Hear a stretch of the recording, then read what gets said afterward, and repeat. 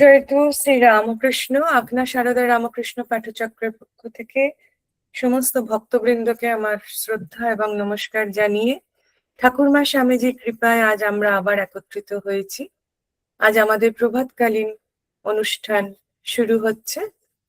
আমাদের সম্মানীয় শ্রদ্ধেয় সীতা দিদি আমাদের বৈদিক মন্ত্র পাঠ করে শোনাবেন। আপনারা একই সাথে আমরা সেই ক্লাস শুরু করি। জয়তু শ্রী রামকৃষ্ণ। দিদি, আপনি পাঠ করুন।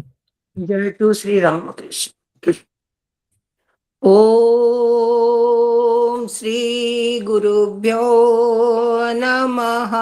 হরি ওম। ওম গণানাং ত্বং গণপতিং হওয়ামহে কবিং কবিনাং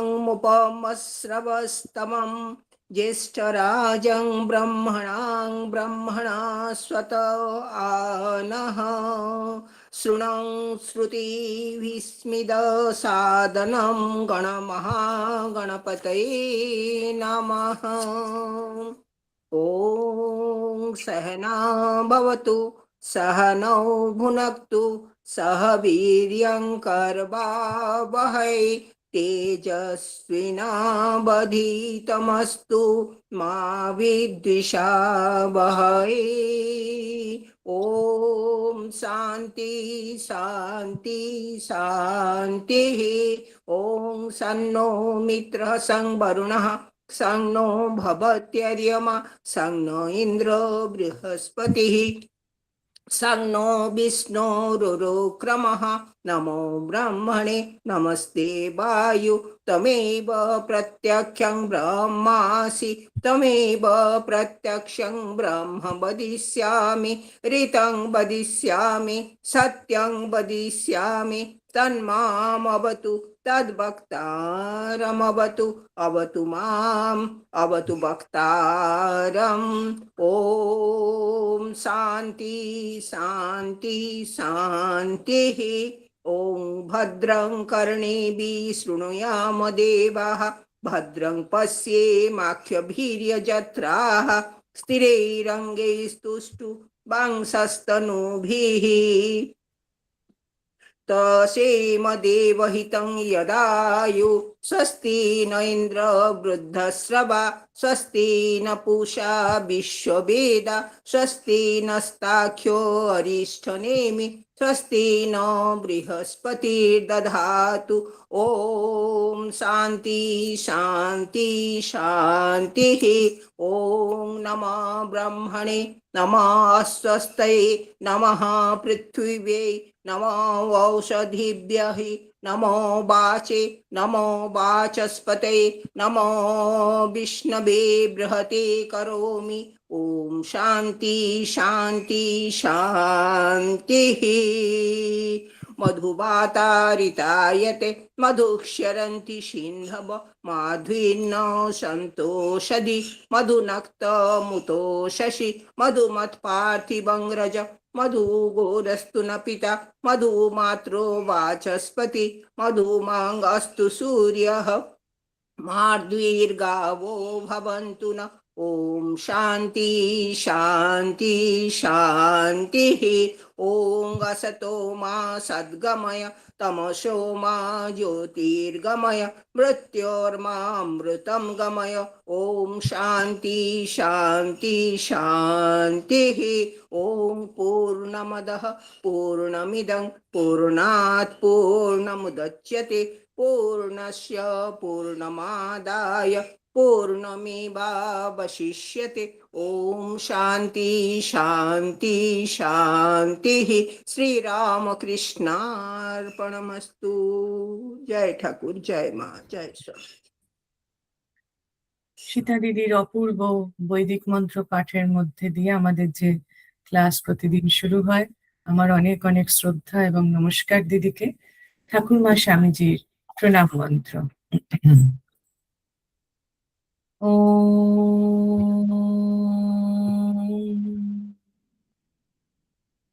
ॐ स्थापकाय च धर्मस्य सर्वधर्मस्वरूपिणे अवतार वरिष्ठाय रामकृष्णाय ते नमः। ॐ नमः श्री भगवते रामकृष्णाय नमो नमः। ॐ नमः श्री भगवते रामकृष्णाय नमो नमः। ॐ नमः श्री भगवते रामकृष्णाय नमो नमः। जननीं शारदां देवीं रामकृष्णं जगद्गुरुं पादपद्मे तया श्रित्वा प्रणमामि मुहुर्मुहुः। ॐ नमः श्री ज्योतिराजाय विवेकानन्दसूरये सच्चित् सुखस्वरूपाय शामिने तापहारिणे। जय तू श्री रामकृष्ण, जय মা, জয় স্বামীজি মহারাজ কি জয়। আজ আমাদের প্রথম পাঠে মৌসুমী জগন্নাথ অষ্টকম পাঠ করবে। জয় মা। শোনা যাচ্ছে তো? হ্যাঁ, শোনা যাচ্ছে, বলো। শ্রী শ্রী জগন্নাথ অষ্টকম। কদাচিৎ কালিন্দী তট বিপিন সঙ্গীত তরোলো মুদাভিরি নারী বদন কমলা স্বাদ মধুপ रमा शंभु ब्रह्मांडपति गणेशार्चित पदो जगन्नाथ स्वामी नैन पथगामी भवतु मे। जगन्नाथ स्वामी नयन पथगामी भवतु मे। এর অর্থ, যিনি কখনো কখনো লীলাপূর্ণ হয়ে বৃন্দাবনের যমুনা তীরে বাঁশি বাজিয়ে থাকেন, যিনি ভ্রমরের মতো সৌভাগ্যশালী ব্রজগোপীদের কমল বদন উপভোগ করেন এবং লক্ষ্মী, শিব, ব্রহ্মা, ইন্দ্র ও গণেশাদি মহান দেবদেবীগণ যার চরণ কমল বন্দনা করে থাকেন, সেই প্রভু জগন্নাথ দেব আমার নয়নপথের পথিকন। ভুজে সব্যে বেণু শিরসি শিখি পিচ্ছং কটিতটে দুকূলম নেত্রান্তে सहचर कटाक्षं विदधते सदा श्रीमद् वृन्दावन वसति लीला परिचयो जगन्नाथ स्वामी नयन पथगामी भवतु मे। जगन्नाथ स्वामी नयन पथगामी भवतु मे। অর্থাৎ, যিনি তার বাম হস্তে বেণু ধারণ করেন, মস্তকে ময়ূর পালক ও সুন্দর রেশমি পীত বস্ত্র পরিধান করেন, যিনি তার সঙ্গীদের উপর চিত্তাকর্ষক দৃষ্টিপাত করতে ভালোবাসেন এবং যিনি বৃন্দাবনে বাস করে বিস্ময়কর লীলা প্রদর্শন করেন, সেই প্রভু জগন্নাথ দেব আমার নয়নপথের পথিক হন। মহাম্বোধে স্থিরে কনকরুচিরে নীল শিখরে वसन प्रसादांत सहज बलभद्रेण बलिना सुभद्रा मध्यस्थ सकल सूर सेवा वसरतो जगन्नाथ स्वामी नयन पथगामी भवतु मे। অর্থাৎ, যিনি মহাসাগরের তীরে নীলাচল পর্বত শিখরের স্বর্ণময় প্রাসাদে পরাক্রমশালী ভাই বলরাম ও বোন সুভদ্রা সহ বসবাস করেন, এবং যিনি সকল দেবতাদের তাকে সেবা করার সুযোগ প্রদান করেন, সেই প্রভু জগন্নাথ দেব আমার নয়নপথের পথিকন।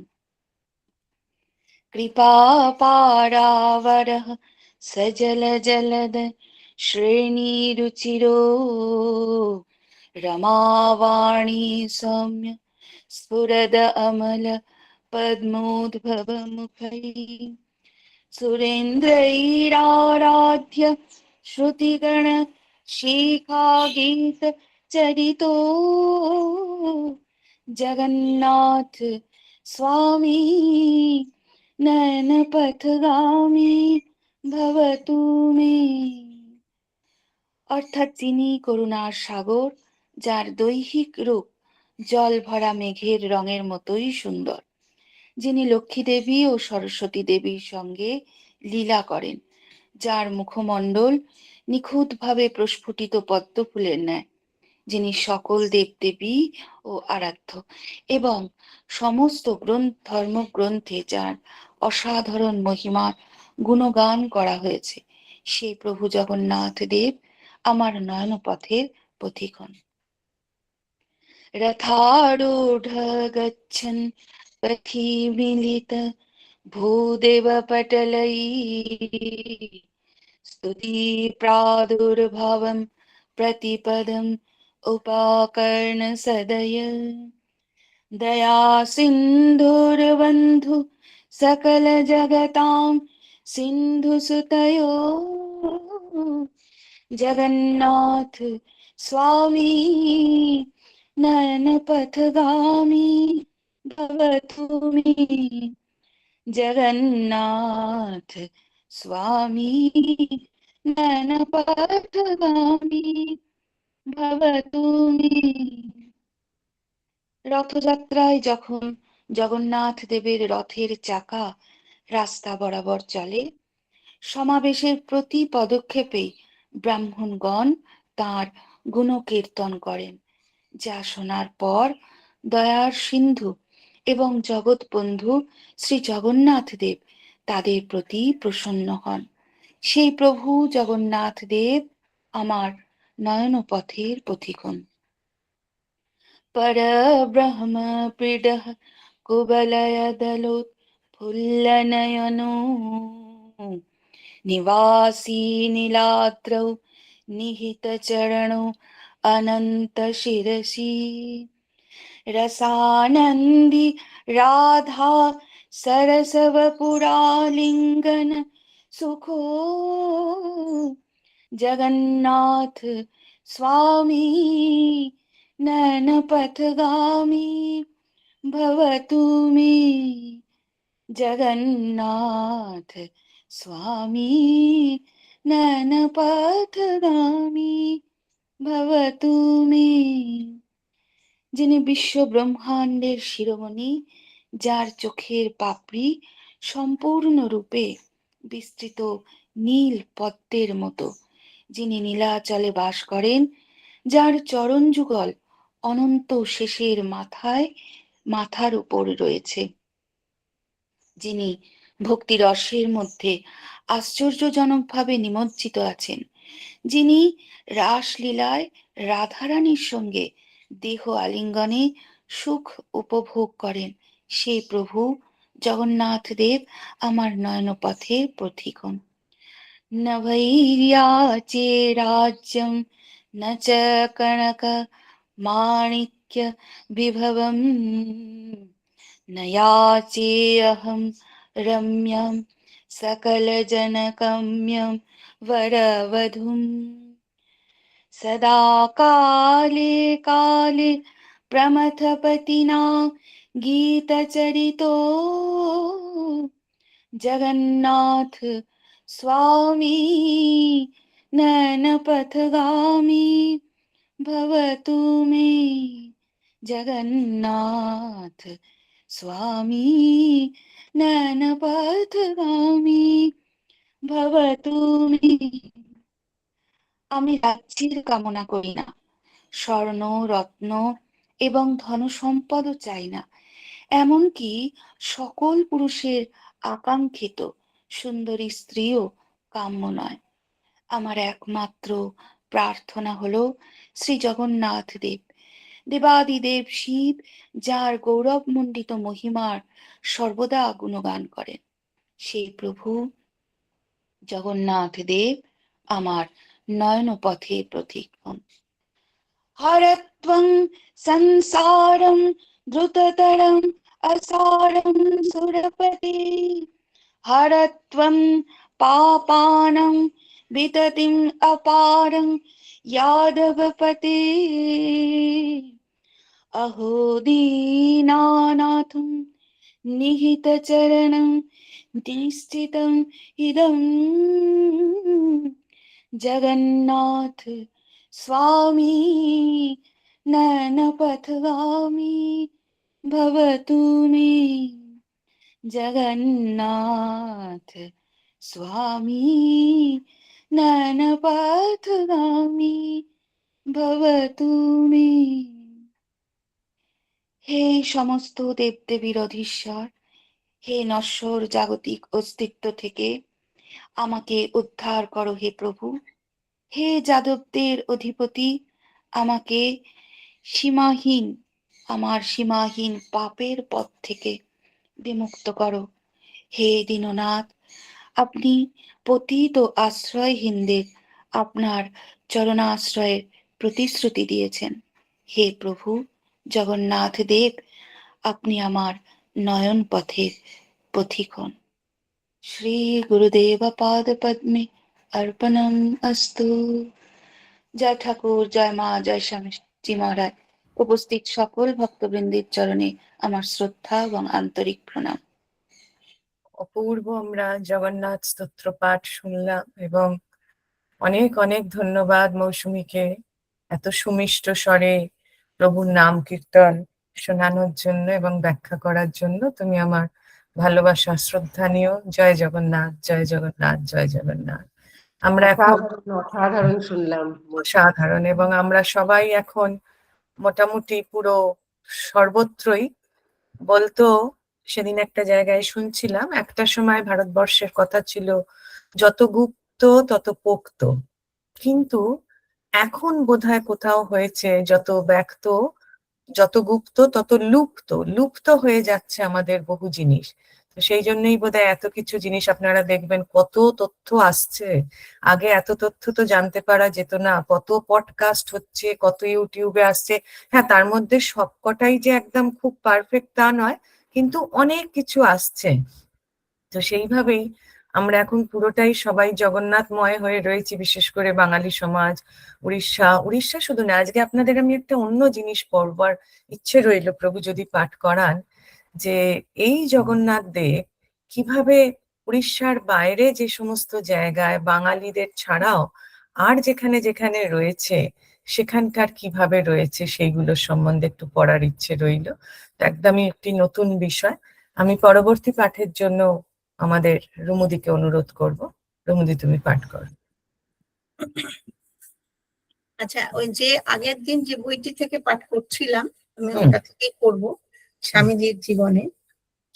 আজকে যার সম্বন্ধে পড়বো, এটা এই ঘটনাটা আমরা সকলে জানি, কিন্তু এত বিস্তৃত ভাবে তখন আমরা শুনিনি। তো আজকে আমি শুরু করছি। ওং নমঃ শ্রী যতিরাজায় বিবেকানন্দ স্মৃতয়ে সচ্চিৎ সুখ স্বরূপায় স্বামিনে তাপঃ। এই লেখাটির নাম ময়নাবাই থেকে যশোদাবাই। এটি বইটি পুরোটাই সুমনা সাহার লেখা। ক্ষেত্রী রাজের ওয়াকাত রেজিস্টার মতে মহারাজা অজিত সিং 1891 সালের 4 জুন থেকে 23 জুলাই পর্যন্ত প্রায় 2 মাস আবু পাহাড়ের ক্ষেত্রী হাউসে অবস্থান করছিলেন। তারপর স্বামীজিকে সঙ্গে নিয়ে মহারাজা ক্ষেত্রীতে উপস্থিত হন 7 আগস্ট 1891। পণ্ডিত ঝাবরমাল শর্মা জানিয়েছেন 9 আগস্ট 1891 রবিবার রাজকর্মচারীরা মহারাজাকে সেলাম জানাতে জমায়েত হন। দোতলা সংলগ্ন 3 তলার কুটিরটি নির্ধারিত ছিল স্বামীজির জন্য। তখন সন্ধ্যা 7টা। মহারাজা স্বামীজিকে আহ্বান জানালেন। স্বামীজি দোতলার বারান্দায় উপস্থিত হলে উভয়ে শাস্ত্র আলোচনায় মগ্ন হন। এমত অবস্থায় একদল নর্তকী মহারাজার সঙ্গে সাক্ষাৎ করতে আসেন। একদল নর্তকী তথা সঙ্গীতজ্ঞা রাজদরবার কর্তৃক প্রতিপালিত হতো। সকলের নাম পাওয়া না গেলেও রাজবাড়ির নর্তকী গোষ্ঠীর 3 জনের নাম পাওয়া গেছে, ময়নাবাই, ভামরিবাই ও জানকীবাই। ওই দলের নেত্রী মহারাজাকে বলেন, তিনি কি মহারাজার কাছে একটা ভজন গান গাইতে পারেন? মহারাজা নর্তকীকে সম্মতি জানালে ময়নাবাই বিনা হাতে সুরদাসের আমারে প্রভু অবগুণ চিত না ধরো ভজনটি গাইতে আরম্ভ করেন। স্বামীজি তখন সেখান থেকে উঠে নিজের ঘরের দিকে পা বাড়ান, কিন্তু ময়নাবাইয়ের গানের কলি তার গতি শিথিল করেন। তিনি ফিরে আসেন এবং আসরে বসে গায়িকার ভজন শোনেন। সন্ন্যাসীর পক্ষে ওই রকম নাচ গানের আসরে উপস্থিত থাকা অনুচিত, এই যুক্তিতে স্বামীজি গানের আসর থেকে উঠে যাচ্ছিলেন। মর্মাহত হয়ে গায়িকা যেন স্বামীজির কথা নীরব প্রতিবাদ স্বরূপ সুকণ্ঠে গান ধরলেন, প্রভু हमारे अवगुण चित ना धरो, समदर्शी है नाम तिहारो, अब महे पार करो। গানের ভাষা রাজস্থানী হিন্দি হলেও স্বামীজি তা ভালোই বুঝতেন, আর সঙ্গীতের তিনি আজীবন রসগ্রাহী। গানের মধ্য দিয়ে গায়িকা এই কথাই বললেন, তুমি যে সন্ন্যাসী, সমদর্শিত্ব, সাধুর ধর্ম, লোহার বটি, তা দিয়ে ঠাকুর ঘরে পূজার নৈবেদ্যের ফল কাটা হয়, আবার ব্যাধের ঘরে ওই বটি মাংস কাটার কাজে ব্যবহার হয়। এতে বটির কি দোষ? পরশমণি ছুঁয়ে দিলে উভয় সোনা হতে পারে। অতএব হে প্রভু, তুমি আমার দোষ দেখো না। সঙ্গীতের এই হৃদয় মন্থনকারী অপূর্ব মর্মার্থ স্বামীজিকে আকুল করে তুলল। তার গুরু শ্রী রামকৃষ্ণ নারী মাত্রই জগন্মাতার প্রকাশ দর্শন করতেন। এমনকি পতিতা ও কুচরিত্রা রমণীর মধ্যেও তিনি জগৎ জননীকেই দর্শন করেছিলেন। স্বামীজির এক সত্য উপলব্ধি হলো সর্বং খলবিদং ব্রহ্ম, এই হলো অদ্বৈত অনুভূতির চরম লক্ষ্য। এক ব্রহ্ম বিরাজিত সর্বত্র, ভেদ বুদ্ধি কল্পনা মাত্র। অতএব তিনি সঙ্গীতের আসরে উপস্থিত হলেন। গান সমাপ্ত হলে তিনি ওই বাইজিকে মা সম্বোধন করে তার কাছে ক্ষমা চাইলেন। বললেন, মা, আমি অপরাধ করেছি, আপনাকে ঘৃণা করে উঠে যাচ্ছিলাম, আপনার গানে চৈতন্য হলো। যুবনায়ক গ্রন্থে স্বামীর গম্ভীরানন্দের বিবরণ অনুসারে পরে এই ঘটনার উল্লেখ করে স্বামীজি বলেছিলেন, গানটি শুনে আমার মনে হলো, এই কি আমার সন্ন্যাস? আমি সন্ন্যাসী, অথচ আমার ওই নারীর মধ্যে আমার ভেদ জ্ঞান রয়ে গেছে। সে ঘটনাতে আমার চোখ খুলে গেল। সর্ববস্তু সেই এক সত্তার অভিব্যক্তি জেনে আমার আর কাউকে নিন্দা করার জো ছিল না। স্বামীজি পেলেন সকল নারীতে মাতৃদর্শনের বাস্তব পাঠ। আর ময়নাবাই কি পেলেন? তিনি স্বামীজির মধ্যে পেলেন তার নন্দলালাকে। সেদিনই গান সমাপ্ত হলে স্বামীজি যখন তাকে মা সম্বোধন করেছিলেন, ময়নার মুখ থেকে স্বতঃস্ফূর্ত আশীর্বাণী ঝরে পড়ে, যুগ যুগ জিও মেরে লাল। আমরা চলে যাই ময়নাবাইয়ের জীবনের ফ্ল্যাশব্যাকে। জয়পুরের মেয়ে সরমা কাংসানিয়া ছেলেবেলায় মা বাবাকে হারিয়ে ভাগ্যের ফেলে পৌঁছে যায় চাঁদপোল বাজারে কেরামতি বাইজির কাছে। বাইজি তাকে সস্নেহে লালন পালন করে নাচ গানে তালিম দিতে থাকেন। যৌবন সঙ্গীতে ও নৃত্যে অসামান্য পারদর্শিনী সরমা ময়নাবাই নামে হয়ে ওঠেন বাইজি সমাজে আনমোল হীরা। কোন রাজাই এমন গুণী শিল্পীর পদ করতে পারবেন জেনেই কেরামতি বাই তাকে পাঠালেন যোধপুর রাজ দরবারে। যোধপুর রাজ পরিবারের গুরু ছিলেন আর্য সমাজের প্রতিষ্ঠাতা আচার্য দয়ানন্দ সরস্বতী। এই সংবাদ পেয়ে রাজগুরু দয়ানন্দজি ময়নাবাইয়ের যোধপুরে অবস্থান না মঞ্জুর করে দিলেন। যোধপুর রাজ এমন গুণী শিল্পীকে হারাতে চাননি, কিন্তু রাজগুরুর নির্দেশ অমান্য করার স্পর্ধাও দেখাতে পারেননি। তাই পাশের রাজ্যের প্রিয় বন্ধু ক্ষেত্রীর রাজা অজিত সিংহজিকে অনুরোধ করেন ময়নাবাইয়ের দায়িত্ব নিতে। অজিত সিংহ ছিলেন দক্ষ বীণাবাদক ও প্রকৃত সঙ্গীত রসজ্ঞ। তিনি ময়নাবাই এর প্রতিভা সম্মান জানালেন এবং রাজ্যে নবাগতা এই শিল্পীর বসবাসের ব্যবস্থা করে দিলেন। কিন্তু বিধাতা অলক্ষ্যে ময়নার জীবনের বাঁক পরিবর্তনের প্রেক্ষাপট রচনা করছিলেন। ময়নার গান শুনে বেদান্তের প্র্যাকটিক্যাল পাঠ হৃদয়ঙ্গম করে সপ্তর্ষি মণ্ডলের ঋষির চোখ ভরে এলো জলে। তিনি ময়নাকে ডাকলেন মা বলে।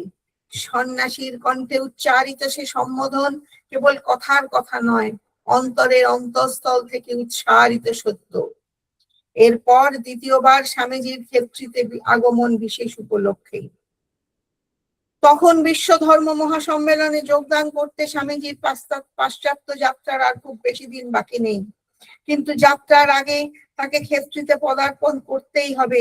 শিষ্য পরম হিতৈষী অনুরাগী সুহৃদ রাজা অজিত সিং এর এই অনুরোধ তিনি কি করে ফেলবেন?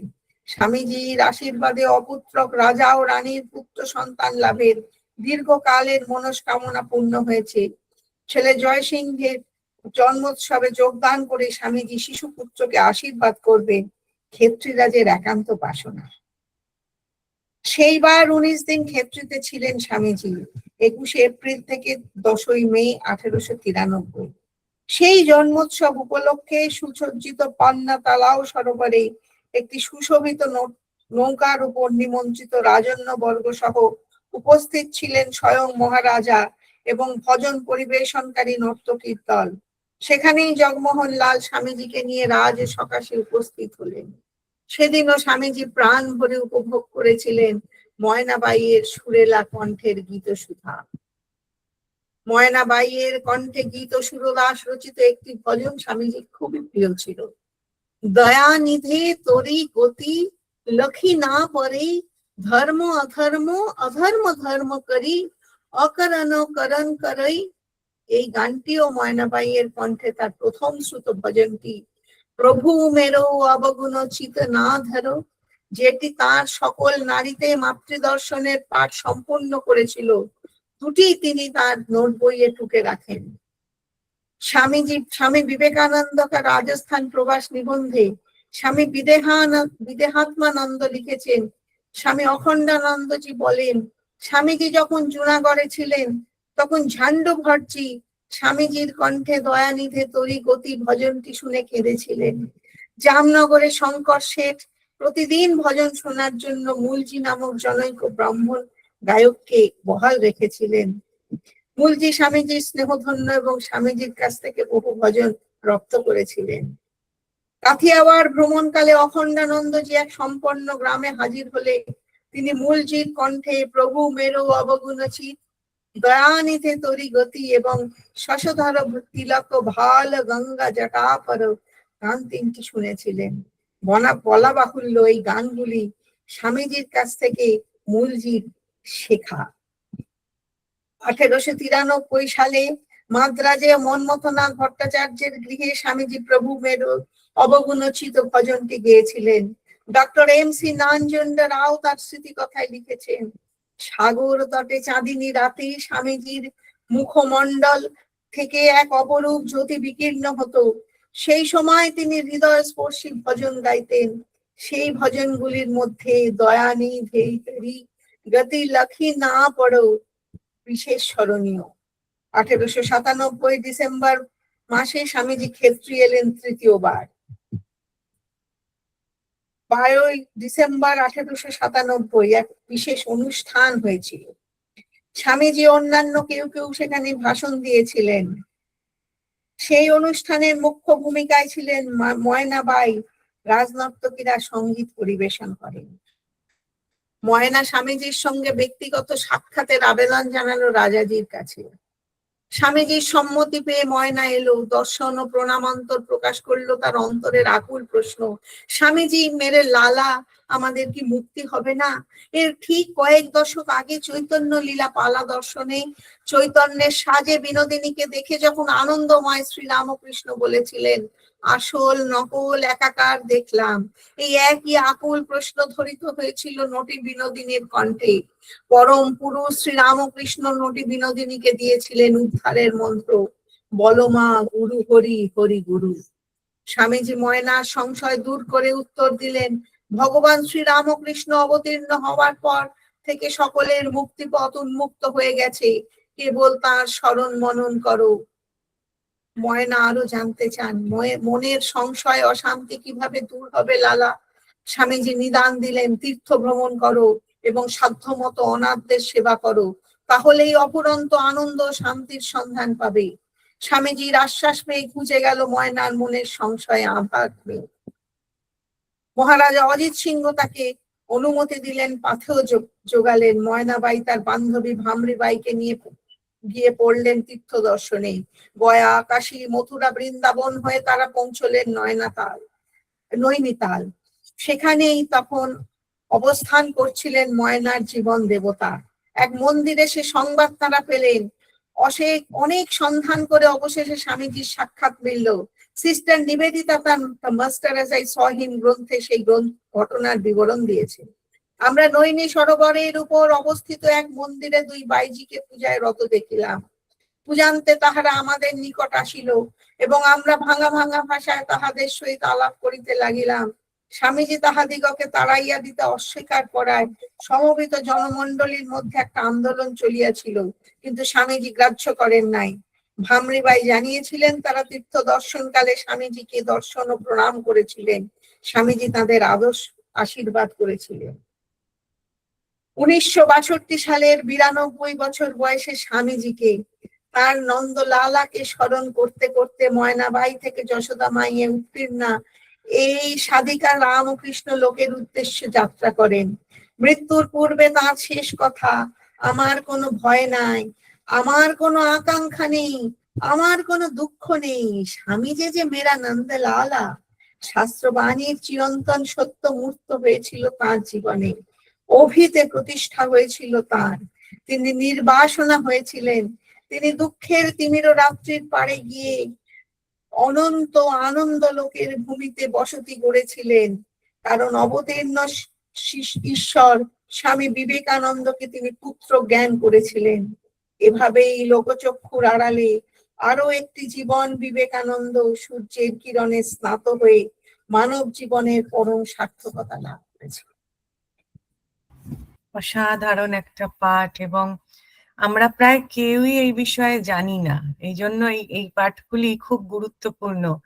বিশেষ করে এই ঘটনাগুলো ভাবো যে আজকে নৈনিমায়ের মন্দিরে, নৈনিতালের যে নৈনিমায়ের মন্দির, সেইখানে তিনি, আচ্ছা ওগুলো নয় তবু রাজ পরিবারের মধ্যে সেখানে রাজা তাকে গুরু বলে মানছেন তার কথা, কিন্তু এই যে ওপেন জায়গাতে দুজন বাইজিকে তিনি এইভাবে সম্মান দিয়ে কাছে বসিয়ে কথা বলছেন, এবং তার মানে নিবেদিতা তো ছোট্ট একটা লাইন লিখেছেন যে সেখানকার মানুষের মধ্যে বিক্ষোভ দেখ, মানে এইগুলো আজকের এটা কত বড় রেভলিউশন। আজকের দিনেও এগুলো করলে লোকে কত কথা বলে, কিন্তু সত্যি তো আমরা কজন জানি যে এই মানুষগুলো কিভাবে পরিবর্তিত হয়। এমন তো নয় যে যে যেটা করছে তার কোনো পরিবর্তন হয় না। তো সেইগুলোই তো, সেই পরিবর্তনগুলোতে মানে খুব খুব ভালো লাগলো। রুমুদিকে আমার অনেক শ্রদ্ধা এবং প্রণাম, নমস্কার, যে এত সুন্দর একটি জায়গা থেকে, অনেক ধন্যবাদ, এত সুন্দর একটি জায়গা থেকে রুমুদি আমাদেরকে পাঠ করে শোনালেন। আমি পরবর্তী পাঠের জন্য আমাদের মধুমিতা দিকে অনুরোধ করব। দিদি, আপনি আজকের পাঠে আমাদের সমৃদ্ধ করুন। প্রথমে গার্গীকে সাধুবাদ জানাই এত অসাধারণ একটি পাঠ আমাদের উপহার দেওয়ার জন্য। আগামী বৃহস্পতিবার 16ই জুলাই বাংলা আষাঢ় সংক্রান্তি, 31শে আষাঢ়ে শ্রী শ্রী জগন্নাথ দেবের রথযাত্রা উৎসব মহা সমারোহে অনুষ্ঠিত হবে। শ্রী শ্রী মায়ের পবিত্র জীবনের সঙ্গে এই রথযাত্রা উৎসবের যোগসূত্র রয়েছে। শ্রী শ্রী মায়ের সেই দিব্য জীবন আস্বাদন করে আমি সামান্য কটি কথা একটু লেখার চেষ্টা করেছি।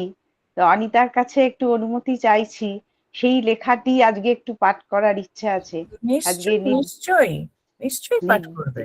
পড়ো। নির্দিষ্ট কোনো বই থেকে পাঠ করছি না, সামান্য কটি কথা, ঘটনাও সকলেরই জানা, তবুও এটি যেন স্মরণ করতে বা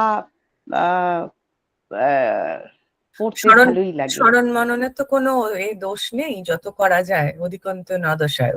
করো এবং তুমি আন্তরিকভাবে কোনো না কোনো গ্রন্থ থেকেই তো সংগৃহীত করেছো, করে তুমি সেটাকে নিজের মতো করে লিখেছো, করো। হ্যাঁ হ্যাঁ হ্যাঁ, মহারাজদের কথাও আছে। হ্যাঁ,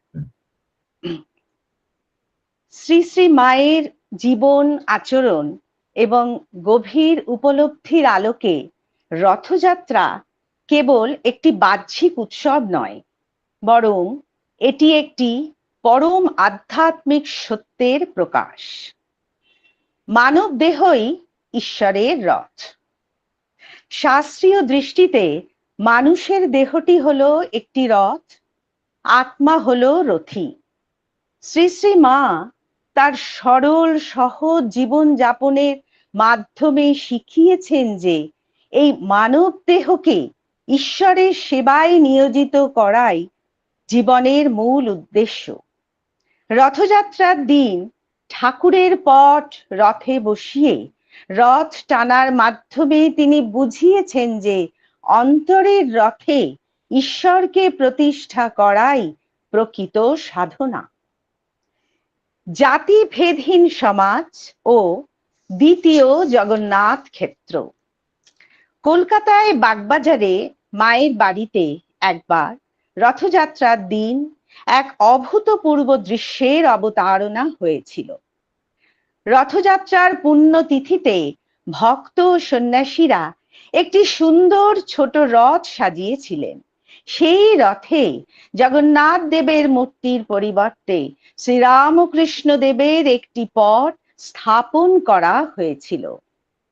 মা শারদা তখন তার ঘরের তক্তপোষে বসে অত্যন্ত মনোযোগ দিয়ে সেই দৃশ্য দেখছিলেন, যখন ভক্তরা সংকীর্তন করতে করতে সেই রথটিকে এক ঘর থেকে পাশের ঘরে এবং বারান্দায় টেনে নিয়ে যাচ্ছিলেন।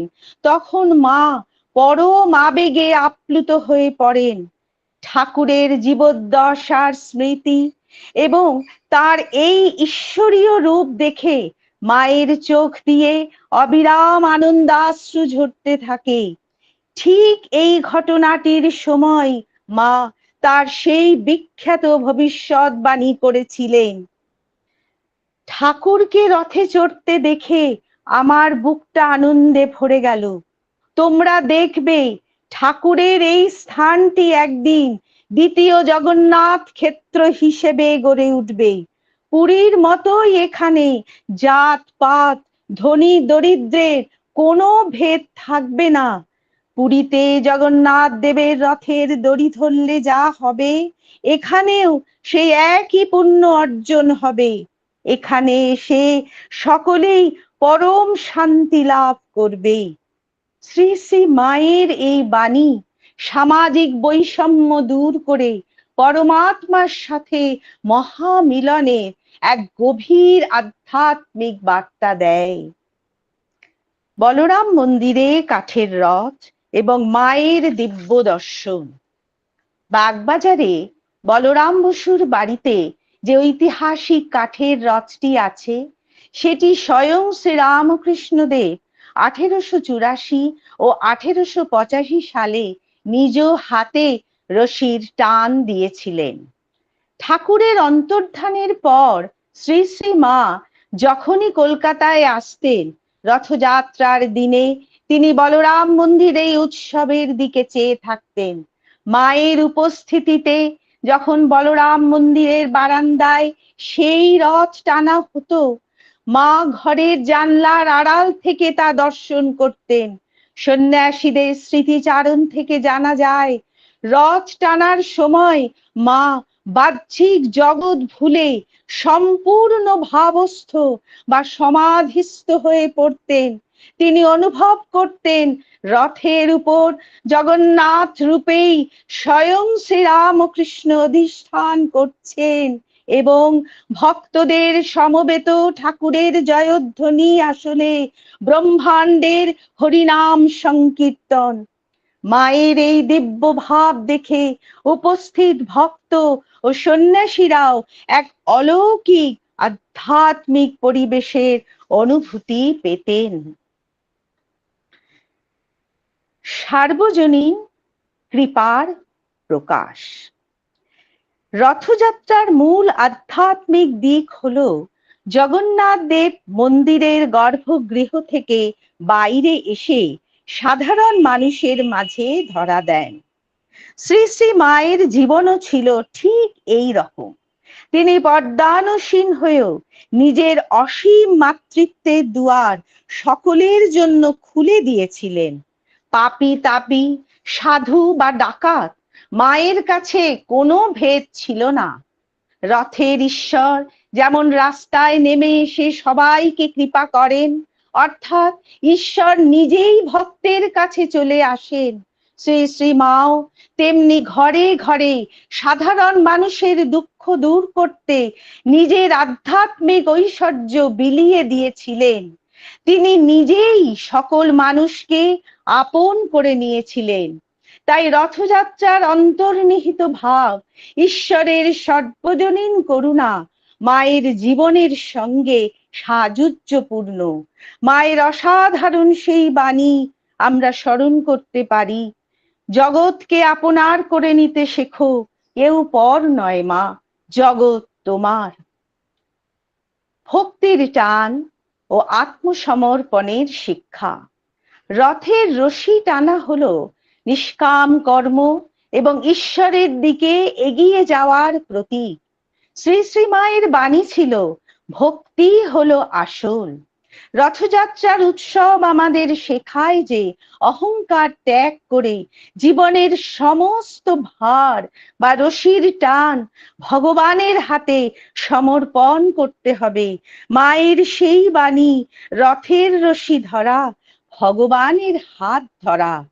মনকে এই ভাব নিয়ে ঈশ্বরের চরণে যুক্ত করলে জীবনের ভবসাগর পার হওয়া সহজ হয়ে যাবে। নিত্য উৎসবের আনন্দ।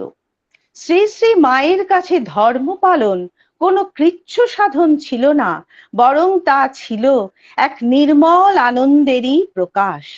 রথযাত্রার দিন মায়ের বাড়ির ছোট ছোট উৎসবের আনন্দ, ভক্তদের কোলাহল আর ঠাকুরের সেবা, এই সবের মাধ্যমে তিনি দেখিয়ে দিয়েছেন যে আনন্দময় ঈশ্বরের আরাধনা আনন্দের সাথেই করা উচিত।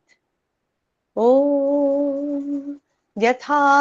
যথাগ্নির্দাহিকা শক্তি রামকৃষ্ণে স্থিতা হিয়া সর্ববিদ্যা স্বরূপাং তাং শারদাং প্রণমাম্যহম। জয় মা। অসাধারণ অসাধারণ। জয় জগন্নাথ, জয় মা। শ্রী শ্রী মায়ের এই অনুভূতি এবং এত সুন্দর করে সেটাকে তুমি একত্র করে এমন চমৎকার ভাবে আমাদেরকে শোনালে, এবং মায়ের ঠাকুরকে রথে বসিয়ে এই যে এক অনুভূতি, কারণ তিনি স্বয়ং জগন্নাথ, যে কারণে ঠাকুর জগন্নাথ ধাম যেতেন না, তো সেখানে গেলে আর শরীর থাকবে না। তো সেই জন্য এসব অনেক গূঢ় জিনিস, অ্যাকচুয়ালি এগুলো খুব গভীর তাত্ত্বিক জিনিস, সেগুলোকে মা ঠাকুর আমাদের জন্য সহজ করে দিয়েছেন। অনেক অনেক ধন্যবাদ এবং শ্রদ্ধা মধুমিতা দিকে আজকের দিনে এই পাঠটি শোনানোর জন্য। আমি পরবর্তী পাঠের জন্য রঞ্জনা দিকে অনুরোধ করব। আর মধুমিতা এটা নিজে লিখেছে, অপূর্ব হয়েছে, খুব সুন্দর, খুব ভালো। খুব খুবই মন সুন্দর। ছুঁয়ে গেল, একেবারে মন ছুঁয়ে গেল সত্যি। অতীতের স্মৃতি, স্বামী বিরজানন্দ ও সমসাময়িক স্মৃতিকথা। স্বামী শ্রদ্ধানন্দ মহারাজের লেখা। ওং যথাগ্নে দাহিকা শক্তি রামকৃষ্ণে স্থিতা হিয়া সর্ববিদ্যা স্বরূপাং তাং শারদাং প্রণমাম্যহম।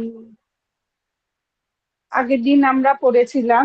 স্বামীজি পুনরায় আমেরিকা যাত্রার পূর্বে কয়েকদিন মঠে এবং কলিকাতায় সাধু ভক্ত ও বন্ধুদের মধ্যে খুব উত্তেজনা চলিতেছে। আবার কতদিন তাহাকে কাছে পাওয়া যাইবে না, সকলেরই আগ্রহ যতটা পারা যায় তাহার সঙ্গ করা। শরীর ভাঙিয়া পড়িয়াছে, কিন্তু স্বামীজির ক্লান্তি নেই। রাত্রিকার সেই বিদায় সভা, স্বামীজি এবং হরি মহারাজকে তিনিও স্বামীজির সহিত যাইবেন। মঠবাসীরা বিদায় অভিনন্দন দিতেছেন। শরৎ মহারাজ সভার উদ্বোধন করিলেন। স্বামী অখণ্ডানন্দ এবং স্বামী ত্রিগুণাতীত কিছু বলিলেন। হরি মহারাজের সংক্ষিপ্ত প্রতিভাষণের পর স্বামীজির সেই অগ্নিময়ী বিদায় বাণী। সন্ন্যাস অর্থ সংক্ষেপে মৃত্যুকে ভালোবাসা, আত্মহত্যা নয়, মরণ অবশ্যম্ভাবী জানিয়া নিজেকে সর্বতোভাবে তিলে তিলে অপরের মঙ্গলের জন্য উৎসর্গ করা। সমগ্র পৃথিবী এক অখণ্ড সত্তা, তুমি এই বিপুল বিশ্বের একটি নগণ্য কণা মাত্র। অতএব নিজের ক্ষুদ্র আমিটিকে বাড়াইয়া তুলিবার চেষ্টা না করিয়া লক্ষ লক্ষ মানুষের সেবায় উহাকে নিয়োজিত করো। গভীর ভাব প্রবণতার সহিত প্রচন্ড কর্মতৎপরতার সমন্বয়, প্রকৃত মনুষ্যত্ব, সুদৃঢ় শক্তিমত্তার পাশাপাশি নারী হৃদয়ের কোমলতা। পরের দিন 20শে জুন স্বামীজির যাত্রার দিন। সকলেরই হৃদয়ে ব্যথার সুর বাজিতেছে। স্বামীজি কিন্তু সকলকে লইয়া খুব স্ফূর্তি করিতেছেন, উৎসাহ দিতেছেন। হিমালয়ের গভীর অরণ্য প্রদেশে অবস্থিত একটি ছোট পুরাতন পাহাড়ি বাড়িতে এক শ্রাবণ সন্ধ্যায় 3 ব্যক্তি বসিয়া কথাবার্তা কহিতেছিলেন। এক বয়স্ক ইংরেজ দম্পতি এবং অপর একজন গৈরিক পরিহিত ভারতীয় সন্ন্যাসী। আকাশে মেঘ জটলা করিতেছে, টিপ টিপ বৃষ্টিও শুরু হইয়াছে। অন্ধকার ক্রমেই ঘন হইয়া আসিতেছে। ইংরেজ পুরুষটি সন্ন্যাসীর দিকে চাহিয়া বলিলেন, দেখছি স্বরূপ কিছু একটা গন্ডগোল বেঁধে থাকবে। মহিলাটির মুখে দুশ্চিন্তার রেখা ফুটিয়া উঠিয়াছে। কহিলেন, বড়ই ভাবনার কথা হলো, এই দুর্যোগে কি করে এসে পৌঁছবে? বয়স্ক পুরুষ ও নারী, ক্যাপ্টেন ও মিসেস সেভিয়ার, স্বরূপ মানে স্বামী স্বরূপানন্দ। স্বামীজির নির্দেশে হিমালয়ে একটি অদ্বৈত আশ্রম গড়িয়া তুলিবার সংকল্প লইয়া কয়েক মাস হইল ইহারা এই স্থানে আসিয়া রহিয়াছেন।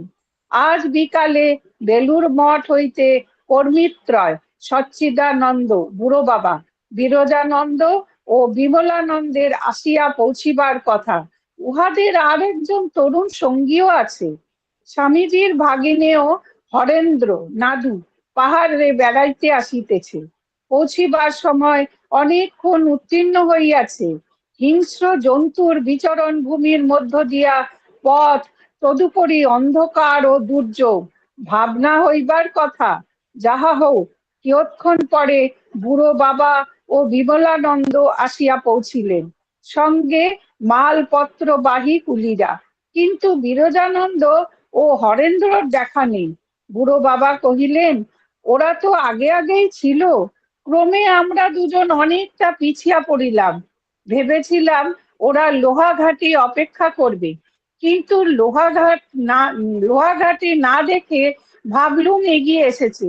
তাই তো কোথায় গেল, পথ হারালো নাকি? সে রাত্রি সকলের বড় দুশ্চিন্তায় কাটিল।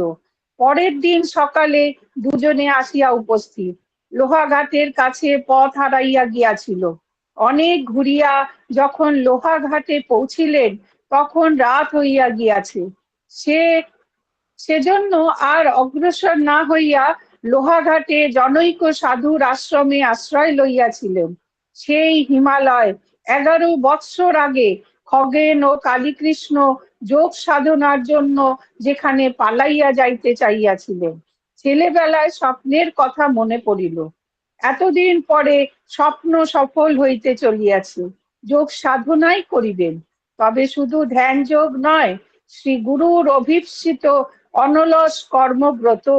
আশ্চর্য যোগাযোগ, সেই দুজনেই একত্র আসিয়াছেন একই কর্মক্ষেত্রে। জঙ্গলাকীর্ণ পাহাড়ে আশ্রম গড়িয়া তুলিতে হইবে। মিশনের ইংরেজি মুখপত্র প্রবুদ্ধ ভারত পত্রিকার সম্পাদন, মুদ্রণ ও প্রকাশন এখান হইতেই হইবে।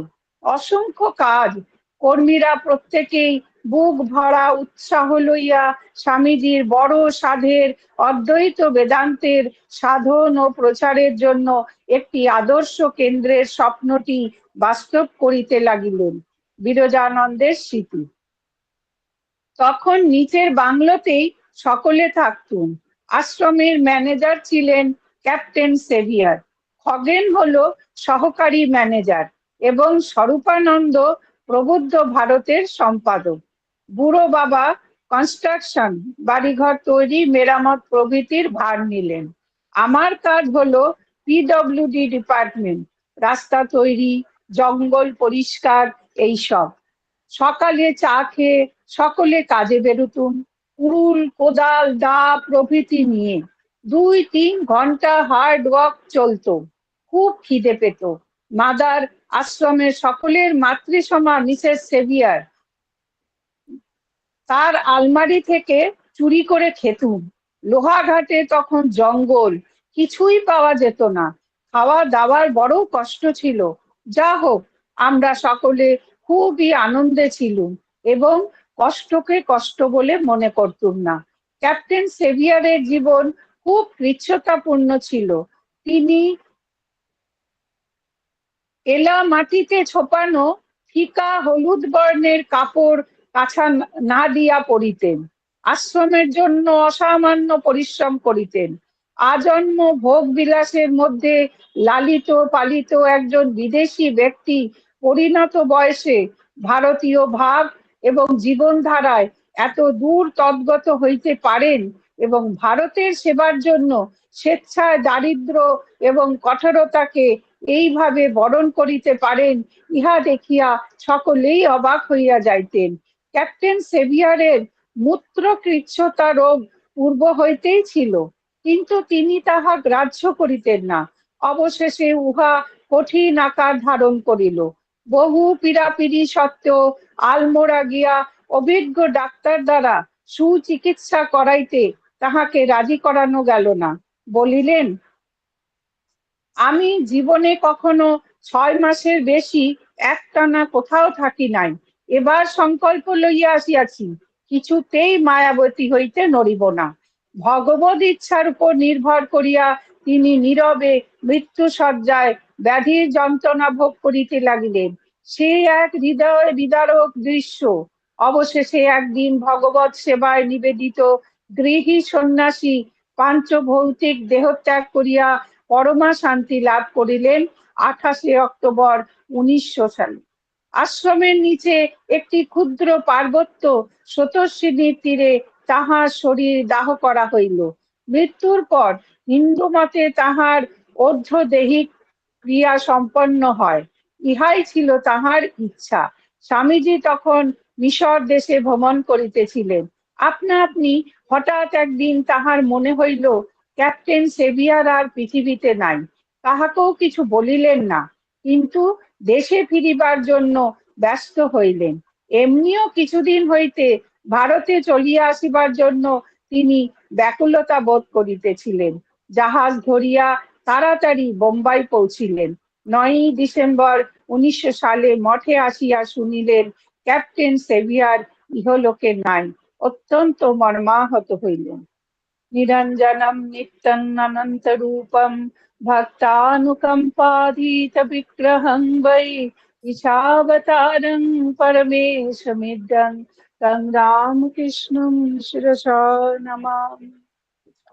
রঞ্জনাদিকে অনেক ধন্যবাদ আমার, এবং এত সুন্দরভাবে এই যে পাঠগুলো, দেখুন আমরা এত কিছুর মধ্যে থেকে, এবং বর্তমানে হয়তো মঠ তৈরি করার এই যে প্রতিকূল অবস্থা, এই প্রতিকূল, এবং এই কথাটা খুব উল্লেখযোগ্য যে একটা মানুষ, দেখুন, খারাপ অবস্থা থেকে ভালো অবস্থায় যাওয়া সেটা আলাদা, কিন্তু ভালো অবস্থা থেকে তাকে নিচে নামিয়ে বয়সের সাথে আবার অল্প বয়সে যে জিনিসগুলো করা যায় বেশি বয়সে করার মধ্যে অনেক তফাৎ থাকে, আমরা সবাই বুঝতে পারি। সেক্ষেত্রে ক্যাপ্টেন সেভিয়ারের এবং সেভিয়ার দম্পতি দুজনেরই আর কি যে অবদান, যে পরিশ্রম, এবং স্বামী স্বরূপানন্দজি রামকৃষ্ণ মঠ মিশনের একটি অমূল্য রত্ন একদম। খুব কম সময়ের জন্য তিনি ছিলেন, কিন্তু তার জীবন যতবার পড়ি আর ভাবি যে কিরম ভাবে ঠাকুর কিছু কিছু মানুষকে নির্দিষ্ট করে দেন সেই কাজের জন্য। ভাবা যায় সমগ্র লোহাঘাট অঞ্চলে তখন কিছু নেই, এখনো তো সেই তোমাকে তবু গাড়ি আছে অমুক আছে তুমি নামতে পারছো, কিন্তু তখন পুরোটাই পায়ে হেঁটে হেঁটে ওই পথ, মানে মায়াবতীর ওই রাস্তা তৈরি করা শুনলেই তো মানুষের মনে হবে যে এও সম্ভব, কিন্তু হয়েছে। হয়তো 100 বছরের মধ্যেই হয়েছে এই সমস্ত ঘটনা। কিন্তু অনেক অনেক ধন্যবাদ রঞ্জনা দিকে যে দিদি এমন চমৎকার করে এই পাঠগুলো করান, এবং ওই কথাটা কত দামি কথা যে বিপুল এই বিশ্বে আমাদের আমিত্বকে আমরা বাড়িয়ে বাড়িয়ে এমন জায়গায় নিয়ে যাই, অথচ ধূলিকণারও ধূলিকণা খুঁজলে কোথাও পাওয়া যাবে না। তো সুতরাং এইটা আমরা ভুলে যাই। অনেক অনেক ধন্যবাদ দিদিকে এত সুন্দর পাঠের জন্য, এবং আমি পরবর্তী পাঠের জন্য সঙ্গীতা দিদিকে অনুরোধ করব। আচ্ছা, আমি গতবারে যেটা এর আগের বার পাঠ করেছিলাম মণি মহেশ যাত্রা মাতাজির, সেটা আজকে একদম শেষ পর্যায়ে এসে পৌঁছেছে, এবং আজ উনি মণি মহেশের দর্শন পাবেন সেটার ঘটনাটা আমরা শুনবো। অসাধারণ ওনার বর্ণনা। গতবার আমরা দেখলাম যে কিভাবে যখন ওনারা দুজন পথে পিছিয়ে পড়েছিলেন এবং আটকে গেছিলেন, সেই পথে স্বয়ং মা দুর্গা এসে ওনাদের একটা গাছের গুড়িকে সেতু রূপে দিয়ে তারপরে ওনাদের পথটুকু পার করে দিলেন, এবং ওনাদের পথ পার করার পরেই সেই সেতু ডুবে ভেসে চলে গেল। এই করে তারা ধানছোতে পৌঁছলেন। রাতটুকু কোনো রকমে কাটিয়ে পরদিন ভোরে আবার যাত্রা। মাইল হিসেবে পথ দীর্ঘ নয়, কিন্তু প্রাণান্তকর চড়াই, তেমনি রোদ্দুরের তাপ। কোথাও কোনো পানীয় জল পাওয়া যায় না। যদি পথে কোনো জলপ্রপাত দেখা যায়, কখনো বা হিমবাহ, কখনো দেখি নিচে নদী বইছে। জল আছে, পানীয় জল নেই। মূর্খের মতো বোঝা বইবার ভয়ে জলও সঙ্গে আনিনি। সূর্যদেব প্রখর অগ্নিতাপে সর্বমালিন্যকে দহন করছেন হয়তো, কিন্তু তপন তাপ আর সইতে পারা যাচ্ছে না। প্রায় হামাগুড়ি দিয়ে আরো কিছুটা পথ এগিয়ে চোখে পড়ল একটি ছোট্ট কুটিয়া। সেখানে একজন সাধু রয়েছেন তপনিরত। সাদরে ভিতরে আশ্রয় দিলেন, পানীয় জল আর ছোলা ভিজে দিয়ে অতিথি আপ্যায়ন করলেন। তাই এখন অমৃত। তারপর ভরসা দিলেন, শিবজির আহ্বানে এত দূর যখন এসেছো, আর তো একটুখানি পথ, তার নাম করতে করতে এগিয়ে যাও। বেশ কিছুক্ষণ বিশ্রাম নেওয়া গেল। শ্রান্তি ক্লান্তি অনেকটাই উধাও। আবার নতুন উদ্যমে পথ চলা। এবারে সকলে কাছাকাছি থাকার প্রয়াস, কারণ প্রথাগত যাত্রা শেষ। যাত্রীবিহীন পথ, তবে একেবারেই যাত্রীবিহীন নয়। দূর থেকে একটি বাজনার আওয়াজ কানে এলো, সঙ্গে সঙ্গে সঙ্গীতের সুরমূর্ছনাও শোনা যাচ্ছে, কিন্তু দেখা যাচ্ছে না কাউকে। দুপুর গড়িয়ে গেছে। পদপ্রান্তে তার নিয়ে এসেছেন করুণা করে মণি মহেশ। সামনে ঝকঝকে নীল জলে ভরা হৃদ, সেই নীল জলে প্রতিবিম্ব পড়ছে ধবধবে মণি মহেশ শিখরে। কোনো মন্দির নেই, কোনো মূর্তি নেই, তবু আপনিই পূর্ণ পূর্ণ। মনে হলো জীবন সার্থক। সব কষ্ট কোথায় মিলিয়ে গেছে। জয় মণিমহেশ এই উচ্চারণটুকু করলেও মনে হয় ভেঙে যাবে নৈঃশব্দের স্তব্ধতা। স্তব পাঠ নেই, পুজো নেই, পুরোহিত নেই, পান্ডা নেই। সব নেইয়ের মাঝে আছে এক অপূর্ব অনুভব। কোন ভাষায় তার বর্ণনা সম্ভব? স্তব্ধ হয়ে বসে রইলাম কিছুক্ষণ সবাই। এইবার দেখি হৃদের ঠিক উল্টো দিক থেকে রঙিন বেশভূষা পরা একদল স্ত্রী পুরুষ গান গাইতে গাইতে বাজনা বাজাতে বাজাতে এসে উপস্থিত। আমাদের সম্বিত ফিরল। অন্য পথ দিয়ে এসেছে এক গ্রামবাসীর দল। তাদের বিশেষ উৎসব মণিমহেশে সম্পন্ন করতে নেচে গেয়ে আনন্দ করে হৃদের জলে স্নান করে সঙ্গে আনা খাবার ভাগ করে খেয়ে তারা নেমে গেল যেমন তারা এসেছিল। মহেশ্বরকে তারা মোহন ভোগ নিবেদন করল, আমাদেরও প্রসাদ দিল যথেষ্ট পরিমাণ। মণিমহেশ উপবাসী রাখলেন না। এবারে নিচে নামতে হবে। সকলেই জলস্পর্শ করলেন। আমি স্নান করলাম বিশ্বজনের কল্যাণ কামনা করে। তখন প্রায় সন্ধে। আবার সমস্যা, টেন্ট নেই সঙ্গে, এখানেও নেই। থাকতে হলে এই কনকনে ঠান্ডা খোলা হাওয়ায় আকাশের নিচে রাত কাটাতে হবে। আর নামা, সেও তো অনেকখানি পথ, রাত্রি হয়ে যাবে। মণিমহেশজিকে প্রণাম করে নামাই অধিকতর শ্রেয় এই সিদ্ধান্তটুকু নিতে যাচ্ছি, তখনই চোখে পড়ল প্লাস্টিক শীট দিয়ে একজন ছোট্ট একটি ঘরের মতো তৈরি করছেন। জিজ্ঞেস করে জানা গেল যাত্রার সময় পসরা সাজিয়েছিলেন। সব নিচে নামানো হয়নি, তারই কিছুটা নিতে এসেছেন। তিনি ধানচর অধিবাসী। আমাদের অবস্থা তাকে জানিয়ে অনুরোধ করলাম প্লাস্টিকের দোকান ঘরটি যদি তিনি আমাদের সকলের জন্য আবার তৈরি করে দেন। তিনি রাজি হলেন, নিজেও রয়ে গেলেন আমাদের সঙ্গে। বললেন ঘরটিকে ঠিকমতো তৈরি করতে সময় লাগবে। কাছেই এক সাধু বাবা থাকেন, ততক্ষণ তোমরা সেখানে গিয়ে বিশ্রাম করো। তার নির্দেশ মতো কিছুটা যেতে না যেতেই দেখি গৈরিক বসন পরিহিত কেউ একজন আসছেন। সস্মিত মুখে বললেন, তোমরা যে এসেছো আর নিচে নামোনি আমি সবই টের পেয়েছি। আজ রাতে তোমরা আমার অতিথি। বাঙালি তো, গরম গরম খিচুড়ি খাবে। চলো আমার আস্তানায়। তবে সেখানে রাত্রি বাস হবে না, সাময়িক একটু বিশ্রাম। অল্প নিচেই পাথর সাজিয়ে সাজিয়ে একটি ঘর, বেশ লম্বা, তবে প্রশস্ত বিশেষ নয়। মাঝখানে ধুনি জ্বলছে। প্রথমেই চা খাওয়া হলো, তারপর ধুনির আগুনেই একটি লোটায় করে খিচুড়ি তৈরি হলো। শুনলাম কাছেই থাকেন বেশিরভাগ সময় আশেপাশে নিচে গ্রামের মানুষদের কিছু সেবা বা কল্যাণকর কর্ম করার প্রয়াস করেন। বললেন এতক্ষণে তোমাদের রাতের আস্তানা তৈরি হয়ে গেছে, আমি পথ দেখিয়ে দিচ্ছি। সকালেও প্রসাদ গ্রহণ করে তবে রওনা হবে। রাতের আস্তানাই বটে, বিছানা বলতে কিছুই নেই। উঁচু নিচু পাথরের ওপর পাতলা কম্বলখানি পাতা, দুখানি কম্বল ভাগ করে গায়ে দেওয়া।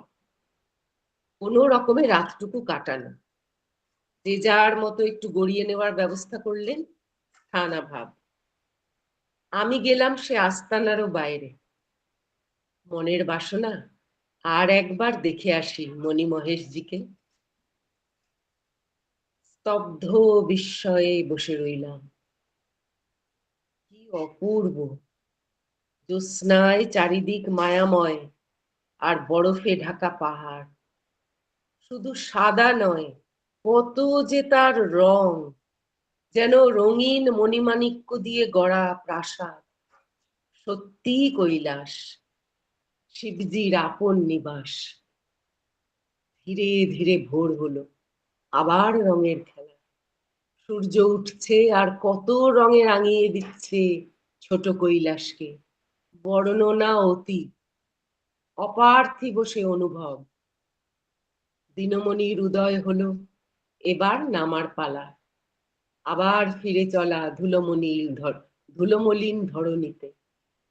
অনেক অনেক দূরে চলে যাচ্ছি কি না, অনেক অনেক কাছে, অন্তরের অন্তরে অন্তরতম স্থানে রইলেন তিনি, যদিও পার্থিব জগতের পরিমাপে চলে যাওয়া বহু দূরে। ক্ষণকালের দিব্য অনুভবটুকু যেন নিত্য নিয়ত সুধা রসে ভরে রাখে হৃদয় মন প্রাণ। অসীমের অসীম কৃপায় সতত যেন উপলব্ধি হয় সেই পরম তত্ত্বের, এই একান্ত প্রার্থনা।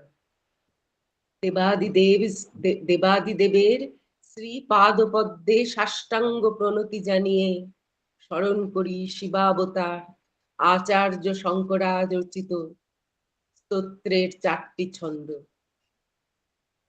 করচরণ কৃতং বাক্কায়জং কর্মজং বা শ্রবণনয়নং বা মানসং বাহপরাধং विहितं विहितं वा सर्वमेतत् खमश्च। जय जय करुणाब्धे श्री महादेव शंभो। ओम नमः शिवाय शांताय कारणत्रयहे निवेदयामि चात्मानं त्वं। অপূর্ব একটি পাঠ এবং অপূর্বভাবে আমাদের মাতাজির সাথে সাথে যেন কি অপূর্ব দর্শন, অসাধারণ মণিমহেশ কথা এবং মণিমহেশ দর্শন করানোর জন্য বাচিকভাবে সঙ্গীতাদিকে অনেক অনেক শ্রদ্ধা এবং নমস্কার। ওই মণিমহেশের সামনের যে হ্রদ, সেই হ্রদে যখন বলে, আমাদের দেখার সৌভাগ্য এখনো হয়নি যারা দেখেছেন, যখন ওই ছায়া পড়ে সেও এক অপূর্ব নাকি লীলা। কিন্তু বর্তমানে মাতাজি অত্যন্ত সৌভাগ্যবান যে তিনি এই দর্শন পেয়েছিলেন ওই রাতে থাকা। হ্যাঁ, ওইসব জায়গাতে। এবং তখন তো এইরকম ভিড় হতো না। এখন সমগ্র রথটার প্রায় পাশে প্রচুর এইরকম প্লাস্টিকের সিট দিয়ে ঘর লোকে রাতে থাকছে। কিন্তু এই যে অনুভূতি, এই অনুভূতি না অনেকের সাথে কখনো হয় না। আধ্যাত্মিক অনুভূতি একা বা খুব সমমনস্ক কেউ একজন থাকলো এবং নিরিবিলিতে এই যে তুমি পাঠটি করলে, এই পাঠটির পুরোটাই কিন্তু একটা ছন্দ, যে ছন্দটা হচ্ছে নিঃশব্দের ছন্দ, এবং সেই নিঃশব্দের মধ্যে ঈশ্বরের প্রতীয়মানতা। এইটি হচ্ছে এটির বিরাট বিশেষত্ব। এবং মাতাজির অপূর্ব সুন্দর লেখনীতে তিনি যেভাবে অনুভব করেছিলেন, সেই অনুভবটি মানুষের কাছে পৌঁছে দিয়েছেন, এটি একটি বিরাট বিরাট প্রাপ্তি। এবং অনেক অনেক ধন্যবাদ তোমাকে তোমার এমন সুন্দর পাঠের জন্য।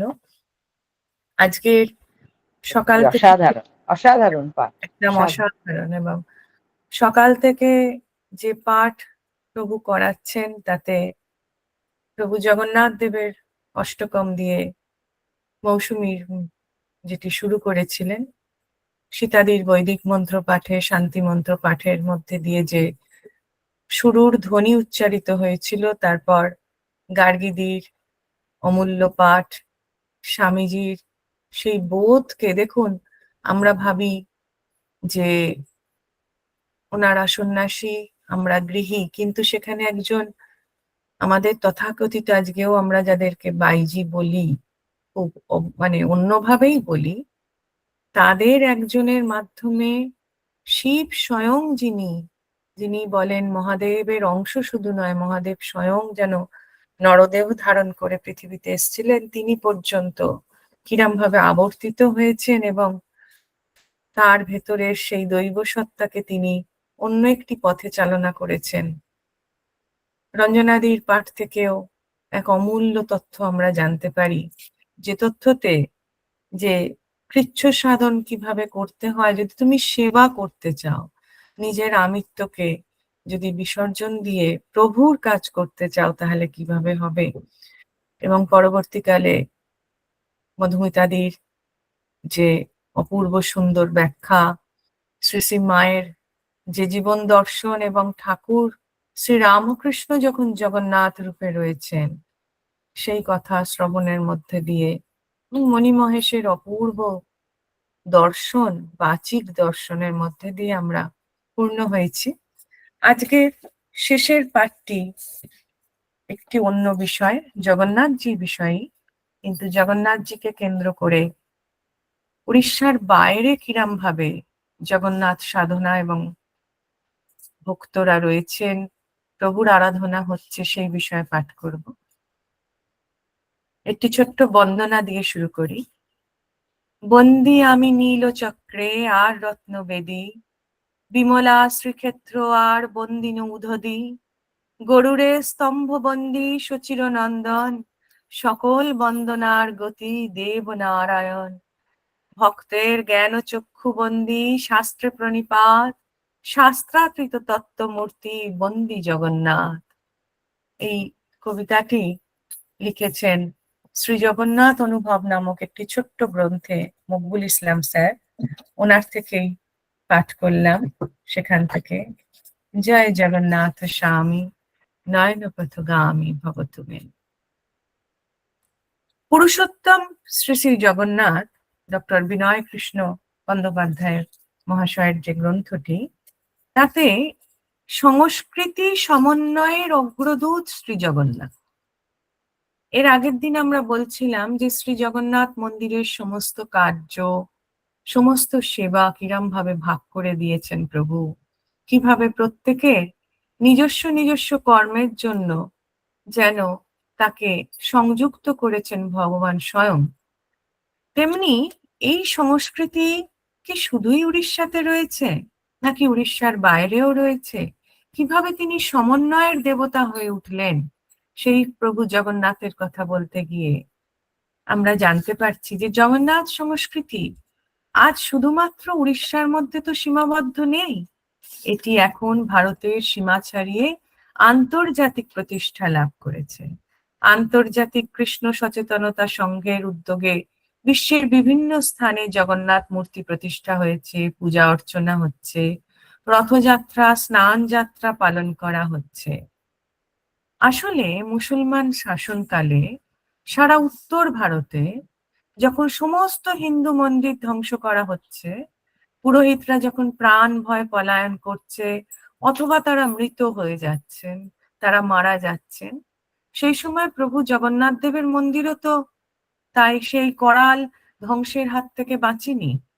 সেই সময় তো বলেছিলাম এর আগের দিন আপনাদের 140 বছর জগন্নাথ দেবের গুপ্ত সেবা করতে হয়েছিল। তাই জগন্নাথ মন্দির হিন্দুদের উত্তর ভারতের প্রায় সব মন্দির তখন ধ্বংসপ্রাপ্ত। বৃন্দাবনের ইতিহাস পড়লেও আপনারা দেখবেন বৃন্দাবনের সমস্ত মন্দিরকে ভেঙে গুড়িয়ে দিয়ে সমস্ত লোককে হত্যা করা হয়েছিল। তার বহু বছর পরে বৃন্দাবন সম্পূর্ণভাবে জঙ্গলে পরিণত হয়েছিল। তার বহু বছর পরে আমাদের এই রূপ সনাতন গোস্বামী তারা স্বপ্নাদেশ পেয়ে ঈশ্বরের নির্দেশে, শ্রী চৈতন্য মহাপ্রভুর নির্দেশে সেখানে গিয়ে আবার সেই সাধন ক্ষেত্রকে উদ্ধার করা শুরু করেছিলেন। যখন তারা গিয়েছিলেন তখন সেই জঙ্গলাকীর্ণ ভূমিকে কোথায় কি আছে তারা বুঝতে এতটাই অসুবিধে হচ্ছিল। তারা যখন সেই আশেপাশেও কোনো মানুষ তখন ছিল না, বেশ দূরে দূরে যখন গিয়ে তারা জিজ্ঞাসা করছেন যাচ্ছে এখানে যে এই ক্ষেত্র ছিল, তখন তারা বলছেন যে আমাদের পূর্বপুরুষরা তো প্রায় সবাই নিহত হয়েছিল সেই আক্রমণে, আমরা শুনেছি বটে এখানে ছিল। তো এই ছিল ভারতবর্ষের একটা সময়, মুসলমান শাসনের সময় যে ধ্বংস করা হয়েছিল, সেই সময় উত্তর ভারতের প্রায় সমস্ত মন্দির ধ্বংস করা হয়েছে। সেই সময় তখনও জগন্নাথ দেবের মন্দিরকেই হিন্দু ভক্তদের আশ্রয়স্থল করে ছিল। আবার অনঙ্গ ভীমদেব, নরসিংহদেব, কপিলেন্দ্র দেব, পুরুষোত্তম দেব প্রভৃতি উড়িষ্যার রাজন্যবর্গ জগন্নাথ দেবকে সম্রাট বলে নিজেদেরকে তার সামন্ত বলে মনে করতেন। সেজন্য যেখানে যেখানে তাদের রাজত্ব হতো সেখানে সেখানে সর্বাগ্রে জগন্নাথ মন্দির প্রতিষ্ঠিত হয়েছে। সেই জন্য জগন্নাথ ধর্ম শুধুমাত্র কোনো আধ্যাত্মিক বা শুধুমাত্র ধর্মীয় বিচারে নয়, জগন্নাথ দেব রাজধর্ম থেকে লোকধর্মে রূপান্তরিত হয়েছিলেন। পশ্চিমবঙ্গের কলকাতার জগন্নাথ ঘাট, হুগলি জেলার মহেশ, ত্রিবেণী, মেদিনীপুর, বাঁকুড়া, রাঁচি, জগদ্দলপুর, সারঙ্গপুর প্রভৃতি স্থানে জগন্নাথ মন্দির নির্মিত হয়েছিল। কেন হয়েছিল? কারণ তাদের সাথে কি সম্পর্ক ছিল? ওইটি সম্পর্ক যে যেখানে যেখানে উড়িষ্যার রাজারা কোথাও না কোথাও সংযুক্ত ছিলেন, তাদের প্রথম কাজ ছিল যে তাদের জগতের সম্রাট জগন্নাথের মন্দির প্রতিষ্ঠা করা বা প্রতিষ্ঠা করতে সাহায্য করা। পরবর্তীকালে যখন যে উত্তর ভারতের যে মুসলিম হিন্দু মন্দির ধ্বংস করার যে যজ্ঞ শুরু করেছিলেন মুসলিম শাসকরা, পরবর্তীকালে সেই ঝড় এসে পৌঁছয় উড়িষ্যাতেও। উড়িষ্যায় পুরীর জগন্নাথ মন্দিরের ওপর আক্রমণ শুরু হয়। তখন এই বাংলা, বিহার এবং উড়িষ্যার অন্যান্য স্থানে নিরাপদে জগন্নাথ মন্দির প্রতিষ্ঠা হয়ে গেছে এবং পুরীর মন্দিরের মতন অনুষ্ঠানও শুরু হয়ে গেছে। এইসব মন্দিরগুলো কালক্রমে তখন হয়তো কিছু লোপ পেয়েছে, কিন্তু কিছু কিছু রয়ে গেছে। যেমন মাহেশের মন্দির রয়ে গেছে, মেদিনীপুরে মন্দির রয়ে গেছে, রাঁচিতে জগন্নাথ দেবের মন্দির রয়ে গেছে। মেদিনীপুরের জগন্নাথ মন্দিরটি দেখার সৌভাগ্য হয়েছিল আমরা যখন মেদিনীপুরে ছিলাম। অসাধারণ জগন্নাথ দেবের মন্দির এবং একভাবে সব ভোগ নিবেদন এবং সমস্ত পূজা অর্চনা হয়।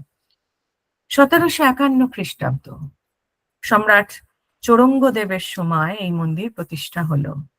মেদিনীপুরের সঙ্গে তো উড়িষ্যার অনেক মিল, এমনকি মেদিনীপুরের যে অংশ হাওড়ার দিকে সেই দিকের ভাষা এবং মেদিনীপুরের যে অংশ উড়িষ্যার দিকে সেই দিকের মানুষের ভাষাও কিন্তু অনেক আলাদা। মেদিনীপুরে কংসাবতী নদীর তীরে যে জগন্নাথ মন্দির গঙ্গবংশের রাজারা প্রতিষ্ঠিত করলেন তা একে ধর্মক্ষেত্রে পরিণত করেছিল। কংসাবতীর বন্যায় একটা সময় সেটি ধ্বংস হয়ে গেছিল, আবার ঊনবিংশ শতাব্দীতে পুনরায় প্রতিষ্ঠিত হয়েছিল। উড়িষ্যার দাঁতন শহরে একটি জগন্নাথ দেবের মন্দির আছে। 1509 খ্রিস্টাব্দে শ্রী জগন্নাথ দেব ধাম দর্শনের উদ্দেশ্যে মহাপ্রভু চৈতন্য দেব যখন বিশ্রাম নিয়েছিলেন তখন তিনি এইখানে বিশ্রাম নিয়েছিলেন।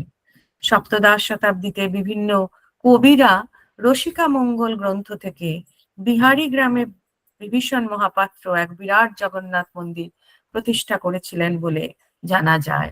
এবং সেখানকার প্রতিষ্ঠা মন্দিরে বাংলাতে দেখুন জগন্নাথ আরাধনা কিরম ভাবে হচ্ছে। সেখানকার মন্দিরে বলরাম, সুভদ্রা, জগন্নাথের সঙ্গে সঙ্গে গোপাল এবং রামের মূর্তিও প্রতিষ্ঠিত হয়েছিল। সূর্যবংশীয় রাজারা কেশিয়ারিতে মন্দির তৈরি করেছিলেন। অনাড়ম্বরের সঙ্গে হলেও এখনো সেখানে রথযাত্রা হয়, আরতি হয়। এই মন্দিরটি ভগ্ন অবস্থায় কিন্তু এখনো রয়েছে। এছাড়া রানী ইন্দ্রাণী নির্মিত তমলুকের মন্দির, মহিষাদলের মন্দির, রামনগরের মন্দিরে বহু বছর উৎসব হয়েছে। কথিত আছে সাধু ধ্রুবানন্দ পুরীতে শ্রীমন্দিরে গিয়ে স্বহস্তে অন্নভোগ প্রস্তুত করে জগন্নাথ দেবকে নিবেদন করতে যান এবং পূজারীরা তাদের সেই রীতি ভেঙে যে এটা করতে পারবে সেটা করার জন্য তাকে বাধা দেন এবং অপমানও করেন। উপবাসী অভিমানী ভক্ত রাত্রিরে স্বপ্নাদেশ পান, তুমি মাহেশ ফিরে যাও শ্রীরামপুরে, সেখানে আমার দর্শন পাবে। সেই মতো ধ্রুবানন্দ মাহেশে ফিরে আসেন। তিনি একদিন গঙ্গা গর্ভ থেকে জগন্নাথ মূর্তি উদ্ধার করেন। দেখুন, সমুদ্রের কাঠ দারু ব্রহ্ম জগন্নাথ ভেসে আসা সেই জগন্নাথ দেব আবার মাহেশেও এলেন যখন, গঙ্গা গর্ভ থেকে তিনি একেবারে জগন্নাথ দেবের মূর্তি উদ্ধার করলেন, মাহেশের ঘাটে প্রতিষ্ঠা করেন। পরে কমলাকর পিপলায়ের হাতে জগন্নাথ দেবের সেবা পূজার ভার অর্পণ করে মাহেশ ত্যাগ করেন। তার এইটুকু কাজ ছিল। দেখুন প্রভু কিরম ভাবে কাকে নির্ধারণ করেন, তাকে এইভাবে নির্ধারণ করেছিলেন। হুগলি জেলায় জগন্নাথ পাড়া নামে একটি গ্রাম আছে। সেখানে একটা সময় জগন্নাথ দেবের পূজা হতো, সেবা কার্য হতো, এখন আর হয় না। আবার বাঁকুড়ার তুঙ্গভূমিতে তুঙ্গ বংশের রাজারাও একটি জগন্নাথ মন্দির নির্মাণ করেছিল বলে জানা যায়। এদিকে আমরা যদি বিষ্ণুপুরে যাই, বিষ্ণুপুর বৈষ্ণব ধর্মের কেন্দ্রভূমি, মল্ল রাজাদের রাজধানী। বিষ্ণুপুরের কাছে শ্যামকুণ্ড নামক একটি গ্রামে জগন্নাথ দেবের একটি মন্দির আছে। সেটিও কম পুরনো নয়, 1450 খ্রিস্টাব্দে নির্মিত হয়েছিল। গাঙ্গ বংশ এবং সূর্য বংশের এই সামন্ত রাজ্য বিষ্ণুপুরের উড়িষ্যার কলা এবং সংস্কৃতির প্রভাব একদম সুস্পষ্ট। গজপতি কপিলেন্দ্র দেবের মন্দির আজও বঙ্গের উৎকল সংস্কৃতির সাক্ষ্য বহন করে। সম্প্রতি বিভিন্ন জায়গাতে যে সমস্ত রথযাত্রা হচ্ছে, তার মধ্যে কলকাতাতেও বিশেষ উৎসাহের সাথে হয়। একটা সময় একটি রথ বেরোতো দেশপ্রিয় পার্কে, সেই দেশবন্ধু পার্কে। সেই রথটির নাম ছিল সাহেব রথ। লক্ষ লক্ষ দর্শনার্থী এই বৃহৎ সুসজ্জিত রথযাত্রায় অংশগ্রহণ করতেন। আবার শশীভূষণ দে স্ট্রিটের জগন্নাথ বাড়িও 100 বছরের পুরনো। প্রবাদ বলে, পলাশীর যুদ্ধের সময় বহিত উপাধিধারী একজন উড়িয়া ইংরেজদের হাত থেকে একটি শালগ্রাম শিলা উদ্ধার করেছিলেন। তিনি এক জগন্নাথ মন্দির নির্মাণ করে সেখানে ওই শালগ্রাম শিলা প্রতিষ্ঠা করেন। এই মন্দির বউবাজার অঞ্চলে রথের মেলায় উল্লেখযোগ্য। কলকাতার দ্বারদেশে বড়বাজারে একটি জগন্নাথ মূর্তি পূজা বেশ প্রাচীন। এর কাছেই কলকাতার বিখ্যাত জগন্নাথ ঘাট। আমরা কজন জানি এই জগন্নাথ ঘাট সূর্যবংশীয় রাজাদের দ্বারা নির্মিত? এই যে মহারাজ সেদিনকে বলছিলেন রামায়ণ কথায় সূর্যবংশের কথা, সেই সূর্যবংশের ধারা কিন্তু পরবর্তীকালে কোথাও না কোথাও প্রবাহিত হয়েছে। এবং কেন সূর্যবংশীয়রা এই জগন্নাথ সেবা করেন, জগন্নাথ মন্দির প্রতিষ্ঠা করার চেষ্টা করেন, জগন্নাথ প্রীতি তাদের আছে? কারণ রামায়ণে কথিত আছে যে ইক্ষ্বাকু বংশের বংশ মানে দেবতা, তাদের কুলদেবতা হচ্ছেন প্রভু জগন্নাথ দেব। হাওড়া এবং পুরীর মধ্যে ততদিনও লোকে প্রাচীন বঙ্গভূমি থেকে, প্রাচীনকাল থেকে হেঁটে যাতায়াত করতে হতো। তারপর 1900 খ্রিস্টাব্দে রেল লাইন হলো, ভালো সড়ক হয়ে গেল, রাস্তা তৈরি হয়ে গেল। পূর্ব ভারতের বহু মঠ মন্দির হয়তো লুপ্ত হয়ে গেছে, কিন্তু কিছু কিছু রয়েছে। কিন্তু জগন্নাথ ধামে আর একটি ক্ষেত্রের মানুষ ভীষণভাবে যায়, যে ক্ষেত্রতে এখনো গৌড়ীয় বৈষ্ণব ধারা একদম তার প্রথা অনুযায়ী, সেই যেটাকে আমরা বলি প্রাথমিক রূপ, অরিজিনাল রূপে রয়েছে, সেটি হচ্ছে মণিপুর। মণিপুর এবং নর্থ ইস্টের আসামেও এখনো এই জগন্নাথ সংস্কৃতি আছে। সুদূর মণিপুরের রাজধানী ইম্ফলে 18 শতাব্দীর দ্বিতীয় ভাগে রাজরাজর্ষি ভাগ্যচন্দ্র একটি বিরাট জগন্নাথ মন্দির নির্মাণ করেছিলেন। সেই মন্দির এখনো বর্তমান আছে। এবং মকবুল স্যার বলেন, স্যার গিয়ে অনেকদিন মণিপুরে কাজ করেছেন, বলেন যে মণিপুরের মানুষদের মধ্যে আমাদের এই যে বৈষ্ণব ধারা, সেই বৈষ্ণব ধারা, বৈষ্ণব এত চমৎকার ভাবে রয়েছে। আমরা যেটাকে গৌড়ীয় বৈষ্ণব ধারা এক সময় বলতাম, সে বৈষ্ণব ধারা হয়তো বাংলা থেকে মুছে গেছে, সেইভাবে ফলো হয় না, কিন্তু সেখানে সেটি এখনো সেইভাবে আছে। সেখানকার বহু বাড়িতে অন্য কোনো রান্না হয় না। তাদের যে রান্নাঘরটি আছে, সেই রান্নাঘরটিতে শুধুমাত্র ভোগ নিবেদন হয়। এবং সেই জগন্নাথ ভোগ নিবেদিত ভোগ, জগন্নাথকে নিবেদিত ভোগ প্রসাদ গ্রহণ করেই সেই সমস্ত মানুষরা তাদের জীবন ধারণ করেন। এখনো মণিপুরে এই ঘটনা হচ্ছে। সেই জন্য এই মণিপুরের এখানে বসন্ত রাস, রথযাত্রা, সব উৎসব পালিত হয়। এগুলো জাতীয় উৎসব রূপে পরিচিত। বৈষ্ণব রাজ্য রাজা ভাগ্যচন্দ্র নিজে একজন কবি ছিলেন। তিনি গোবিন্দ বিলাস নামে একটি কাব্য রচনা করেছিলেন। জগন্নাথ দেবের নিকটে জয়দেবের গীত গোবিন্দে 8টি পদ রোজ রাত্রিরে পরিবেশনের ব্যবস্থাও করেছিলেন।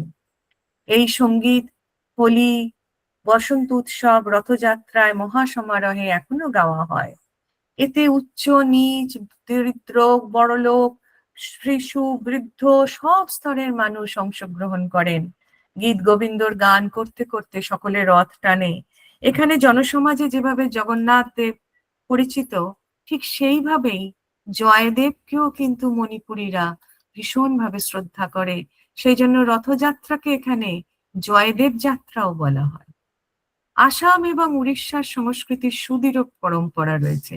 আসামের গৌহাটি, কাছাড় প্রভৃতি জেলাতে উড়িয়া এবং অসমিয়া ভাষাভাষী মানুষ মিলিতভাবে বা পৃথকভাবে রথযাত্রা করেন। সুদূর ব্রহ্মদেশ মায়ানমারে একসময় জগন্নাথ সংস্কৃতির প্রভাব প্রবল ছিল। ব্রহ্মদেশের সঙ্গে উড়িষ্যার সম্পর্ক নিবিড় ছিল। রেঙ্গুনে বিরাট জগন্নাথ মন্দির আছে। সেই জগন্নাথ মন্দির কেবল ধর্মীয় পীঠ নয়, সাংস্কৃতিক কেন্দ্ররূপে প্রসিদ্ধ ছিল।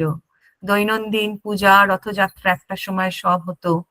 যদি কোনো উড়িষ্যাবাসী জাভা, সুমাত্রা, বালি, বর্ণীয় প্রভৃতি প্রাচীন দ্বীপপুঞ্জে তাদের বুনিয়াদ দেখে, তারা ভাববিহ্বল হয়ে পড়বে। যেটা এই বই যখন তিনি লিখেছেন আর আমি যখন দেখেছি, সত্যিই আমি ভাববিহ্বল হয়ে পড়েছি যে কি অসাধারণ বিষ্ণু আরাধনা, কি অসাধারণ জগন্নাথ চেতনা, কি অসাধারণ ভারতীয় এই সাংস্কৃতিক এবং ধর্মীয় বোধ এই সমস্ত দ্বীপগুলিতে এখনো রয়েছে।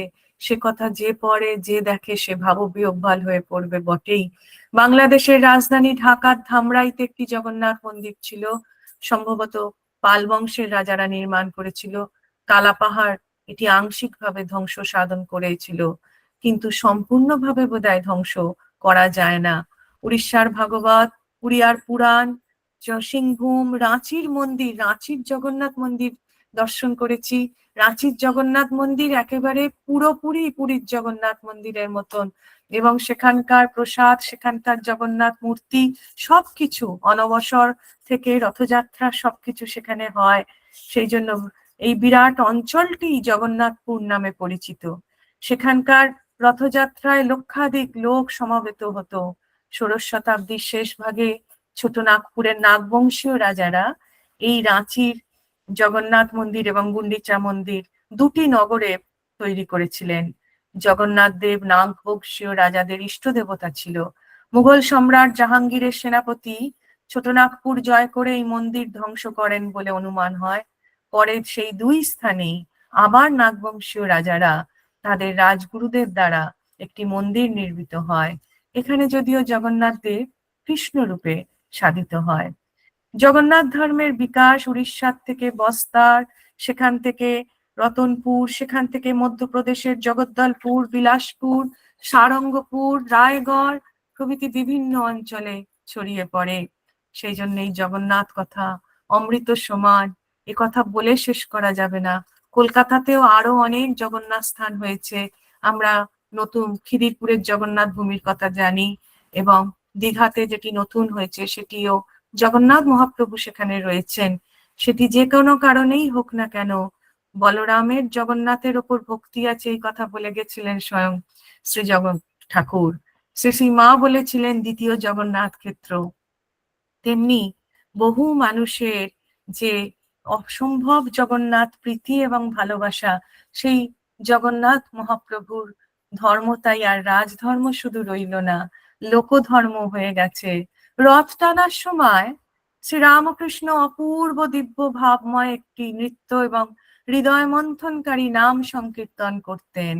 তার এক ভক্ত বর্ণনা করছেন, অতিশয় ক্ষুদ্র রথ, কাঠের নির্মিত, দ্বিতলয়ের বারান্দায় টানিবার মতো। শ্রীকরে ধরিয়া রজ্জু টান দিলা রথে, সংকীর্তন সহ প্রভু নাচিতে নাচিতে। ভক্তগণ যোগ দিলা সঙ্গেতে প্রভুর, প্রেমে ভরা প্রেমন্মত্ত প্রেমেরও ঠাকুর। প্রভু রজ্জে পরিহরি প্রমত্ত কীর্তনে, অপূর্ব ভক্তের প্রভুর লীলা ভক্তগণ সাথে। জয় রামকৃষ্ণ, জয় জগন্নাথ, জয় জগন্নাথ, জয় জগন্নাথ। তোমার এই অসাধারণ কথায় আমরা ধন্য, সমৃদ্ধ হলাম, অদ্ভুত ভাবে সমৃদ্ধ হলাম। অপূর্ব অপূর্ব। জয় তো শ্রীরামকৃষ্ণ, হ্যাঁ গোপাদি বলুন। আমি দুটো সংযোজন করতে চাইছি একটু। প্রথমে তুমি হয়তো এটা বলনি, বেলুড় মঠের কাছে একটি জগন্নাথ মন্দির আছে জানো, যেখানে নীলাম্বর বাবু বাড়ির পেছনে দিয়ে গিয়ে ওখানে জগন্নাথ ঘাট, ওখানে জগন্নাথ মন্দির আছে, সেখানে শালগ্রাম শিলাজি থাকে, যেটি প্রত্যেকবার দুর্গাপুজোর সময় মহারাজরা নিয়ে আসেন, সে দুর্গা মণ্ডপে ওখানে পুজো করেন এবং তারপরে আবার ওখানে রাখেন। বাহ, সেখানে জগন্নাথ মন্দির আছে, খুব সেই সুন্দর তো। মন্দির। যদি সবাইকে বলছি যদি পারেন আপনারা ওখানে দেখবেন, দর্শন করবেন, খুব ভালো লেগেছিল। আহ, বাহ আর বাহ, দ্বিতীয় এরকম কত স্থানেই হ্যাঁ, আছে একদম বেলুর মধ্যে নীলাম্বর বাবুর বাড়িতে একটু পেছনে একটুখানি যেতে হয়, আর যেতে যেতে না পারলে রিক্সা হয়তো যাবে। আর দ্বিতীয় আরেকটি বলছি, মধুমিতার মনে আছে না, আমরা কোথায় গিয়ে জগন্নাথ মন্দির দর্শন করেছিলাম, মধুমিতা মনে আছে নিশ্চয়ই তো? ওখানেও খুব ভালো লেগেছিল। আমাদের মানে অনুষ্ঠানের পাশেই ওখানে ছোট্ট জগন্নাথ ঠাকুরের মূর্তি, খুব মানে সুন্দর ওখানে।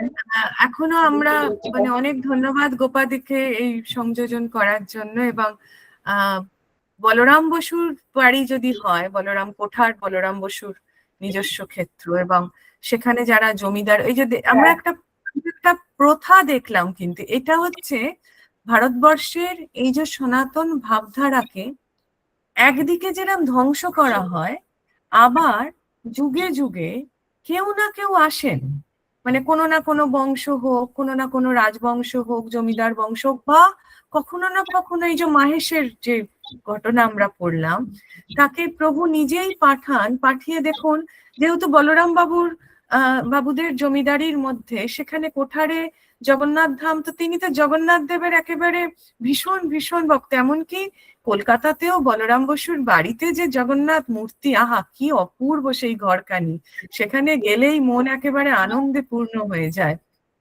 তো এই হচ্ছে প্রভুর লোকধর্ম। এটাই হচ্ছে খুব সুন্দর, বিনয় কৃষ্ণ বাবু এই কথাটি লিখেছেন, যে রাজধর্ম থেকে লোকধর্মে রূপান্তরিত হয়েছে, লোককথাতে। ওই জন্য আজও জগন্নাথ দেবের যে বেশগুলি হয়, পরবর্তীকালে কখনো সম্পূর্ণভাবে এই বিষয়ে কাজ হলে আমি আপনাদেরকে বলবো, প্রভু যদি করান। এই যে জগন্নাথ দেবের বেশ বলুন, শৃঙ্গার বলুন, তার ভোগের যে সামগ্রী বলুন, তার প্রসাদে যেগুলি ব্যবহার হয়, এইগুলোর সঙ্গে লোকধর্ম রয়েছে। লোকে যা বিশ্বাস করে সেই জগন্নাথ দেব সেইভাবে একদম মানুষের কাছে যেন সেইভাবে পৌঁছে যান, এবং কাকে তিনি নির্বাচিত করবেন, কাকে তিনি দিয়ে কি করাবেন, সেটি সম্পূর্ণভাবে তিনি জানেন এবং তাকে দিয়ে করিয়েও নেন। এবং এই যে বললাম, আজকেও যে এত চতুর্দিকে জগন্নাথ কথা আমরা শুনতে পাচ্ছি, দেখতে পাচ্ছি, তিনি না চাইলে কেউ বলতে পারবে না, কেউ বলতে পারবে না। কারণ একটা সময় ছিলই যে যত গুপ্ত থাকবে তত পোক্ত হবে, কিন্তু আবার আমরা যদি না জানতে পারি, ধরুন আজকে আমাকে এবছর কথা হচ্ছিল পুরীতে, যে উত্তর ভারতের লোকজন আগে যেমন পুরী গেলে যে ভিড়টা আমরা দেখতাম, এখন কিন্তু ভিড়টা অনেক চেঞ্জ হয়ে গেছে। ডেমোগ্রাফি চেঞ্জের মতন প্রভিন্সিয়াল চেঞ্জ হয়েছে, যে এখন কিন্তু আপনি গেলে শুধুমাত্র বাঙালিদের দেখবেন না, বা শুধুমাত্র পূর্বাঞ্চলের লোকেদের দেখবেন না। এখন গুজরাট থেকে আসমুদ্র হিমাচলের মানুষ এখন জগন্নাথ ক্ষেত্রে আসছে। তো এর পিছনে যে কারণগুলো, সেদিনকে আমার সাথে কালকেই মকবুল ইসলাম স্যারের একটি বড় পডকাস্ট আসছে অরিজিতের সাথে, তো সেই ব্যাপারে স্যারের সাথে কথা হচ্ছিল। তো তখন স্যার বলছিলেন যে কথাটা একদম ঠিক দিদি, একটা সময় জগন্নাথ ক্ষেত্রে গেলে যেটা মনে হতো বাঙালিদের বোধহয় একদম নিজস্ব ক্ষেত্র চতুর্দিকে, কিন্তু এখন দেখবেন বহু ভাষাভাষী মানুষ, এবং এমন কিছু মানুষ দেখা যায় যারা শুধুমাত্র হয়তো একটি রাত্রির জন্যই গেছেন, তারা হোটেল বা কোথাও স্থানেও পায়নি, তারা বাস থেকে নেমেছেন, স্নান করেছেন, করে গিয়ে দর্শন করেছেন, আবার ফিরে গেছেন। তারা গুজরাটের প্রত্যন্ত গ্রাম থেকে হতে পারে, রাজস্থান থেকে হতে পারে, উত্তর ভারত থেকে, দক্ষিণ ভারত থেকে, মানে অন্ধ্রের সাথে উড়িষ্যার একটি বিরাট সম্পর্ক ছিল বহু বছর ধরে। তো অন্ধ্রের, কারণ কাঞ্চি বিজয়ও আপনারা জানেন, এবং অন্ধ্রের রাজবংশের সঙ্গে বৈবাহিক সম্পর্ক উড়িষ্যার রাজবংশের। তো তার ফলে সেটা ছিল। আপনারা যদি সমুদ্র তীরে নুলিয়াদের দেখবেন বেশিরভাগ হচ্ছে অন্ধ্রের মানুষ, বেশিরভাগ। তো তার ফলে এই যে একটা আবার যদি আমরা মানে আলোচনা একটু দীর্ঘ হয়ে যাচ্ছে, আমি ক্ষমা প্রার্থী সেই জন্য।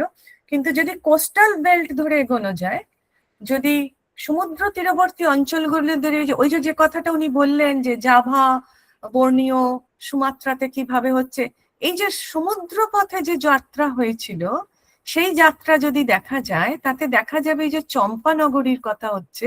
আমার পেছনে যে মন্দিরটি রয়েছে সেটি চম্পার মন্দির, অসম্ভব সুন্দর মন্দির স্থাপত্য তাদের।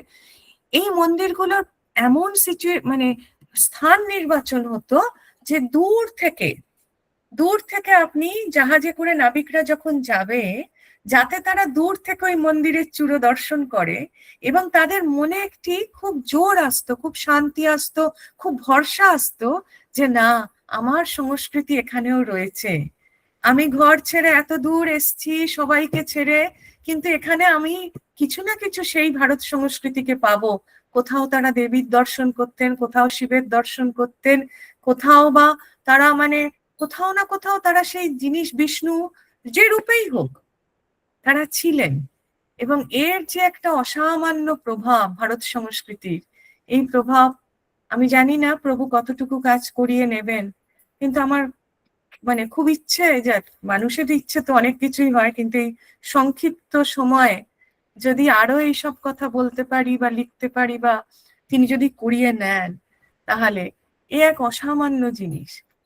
ভারত সংস্কৃতি বই লোকে বললে অনেক কিছু তর্ক করে, কিন্তু কেন, কিভাবে এবং কেন এত বছর ধরে এই সংস্কৃতি বাইরেতেও রয়ে গেল, এটাও তো ভাববার কথা। সেই বিস্তার কেন রয়েছে? যাই হোক, এরপরে আবার আমরা অন্য ক্লাস করব।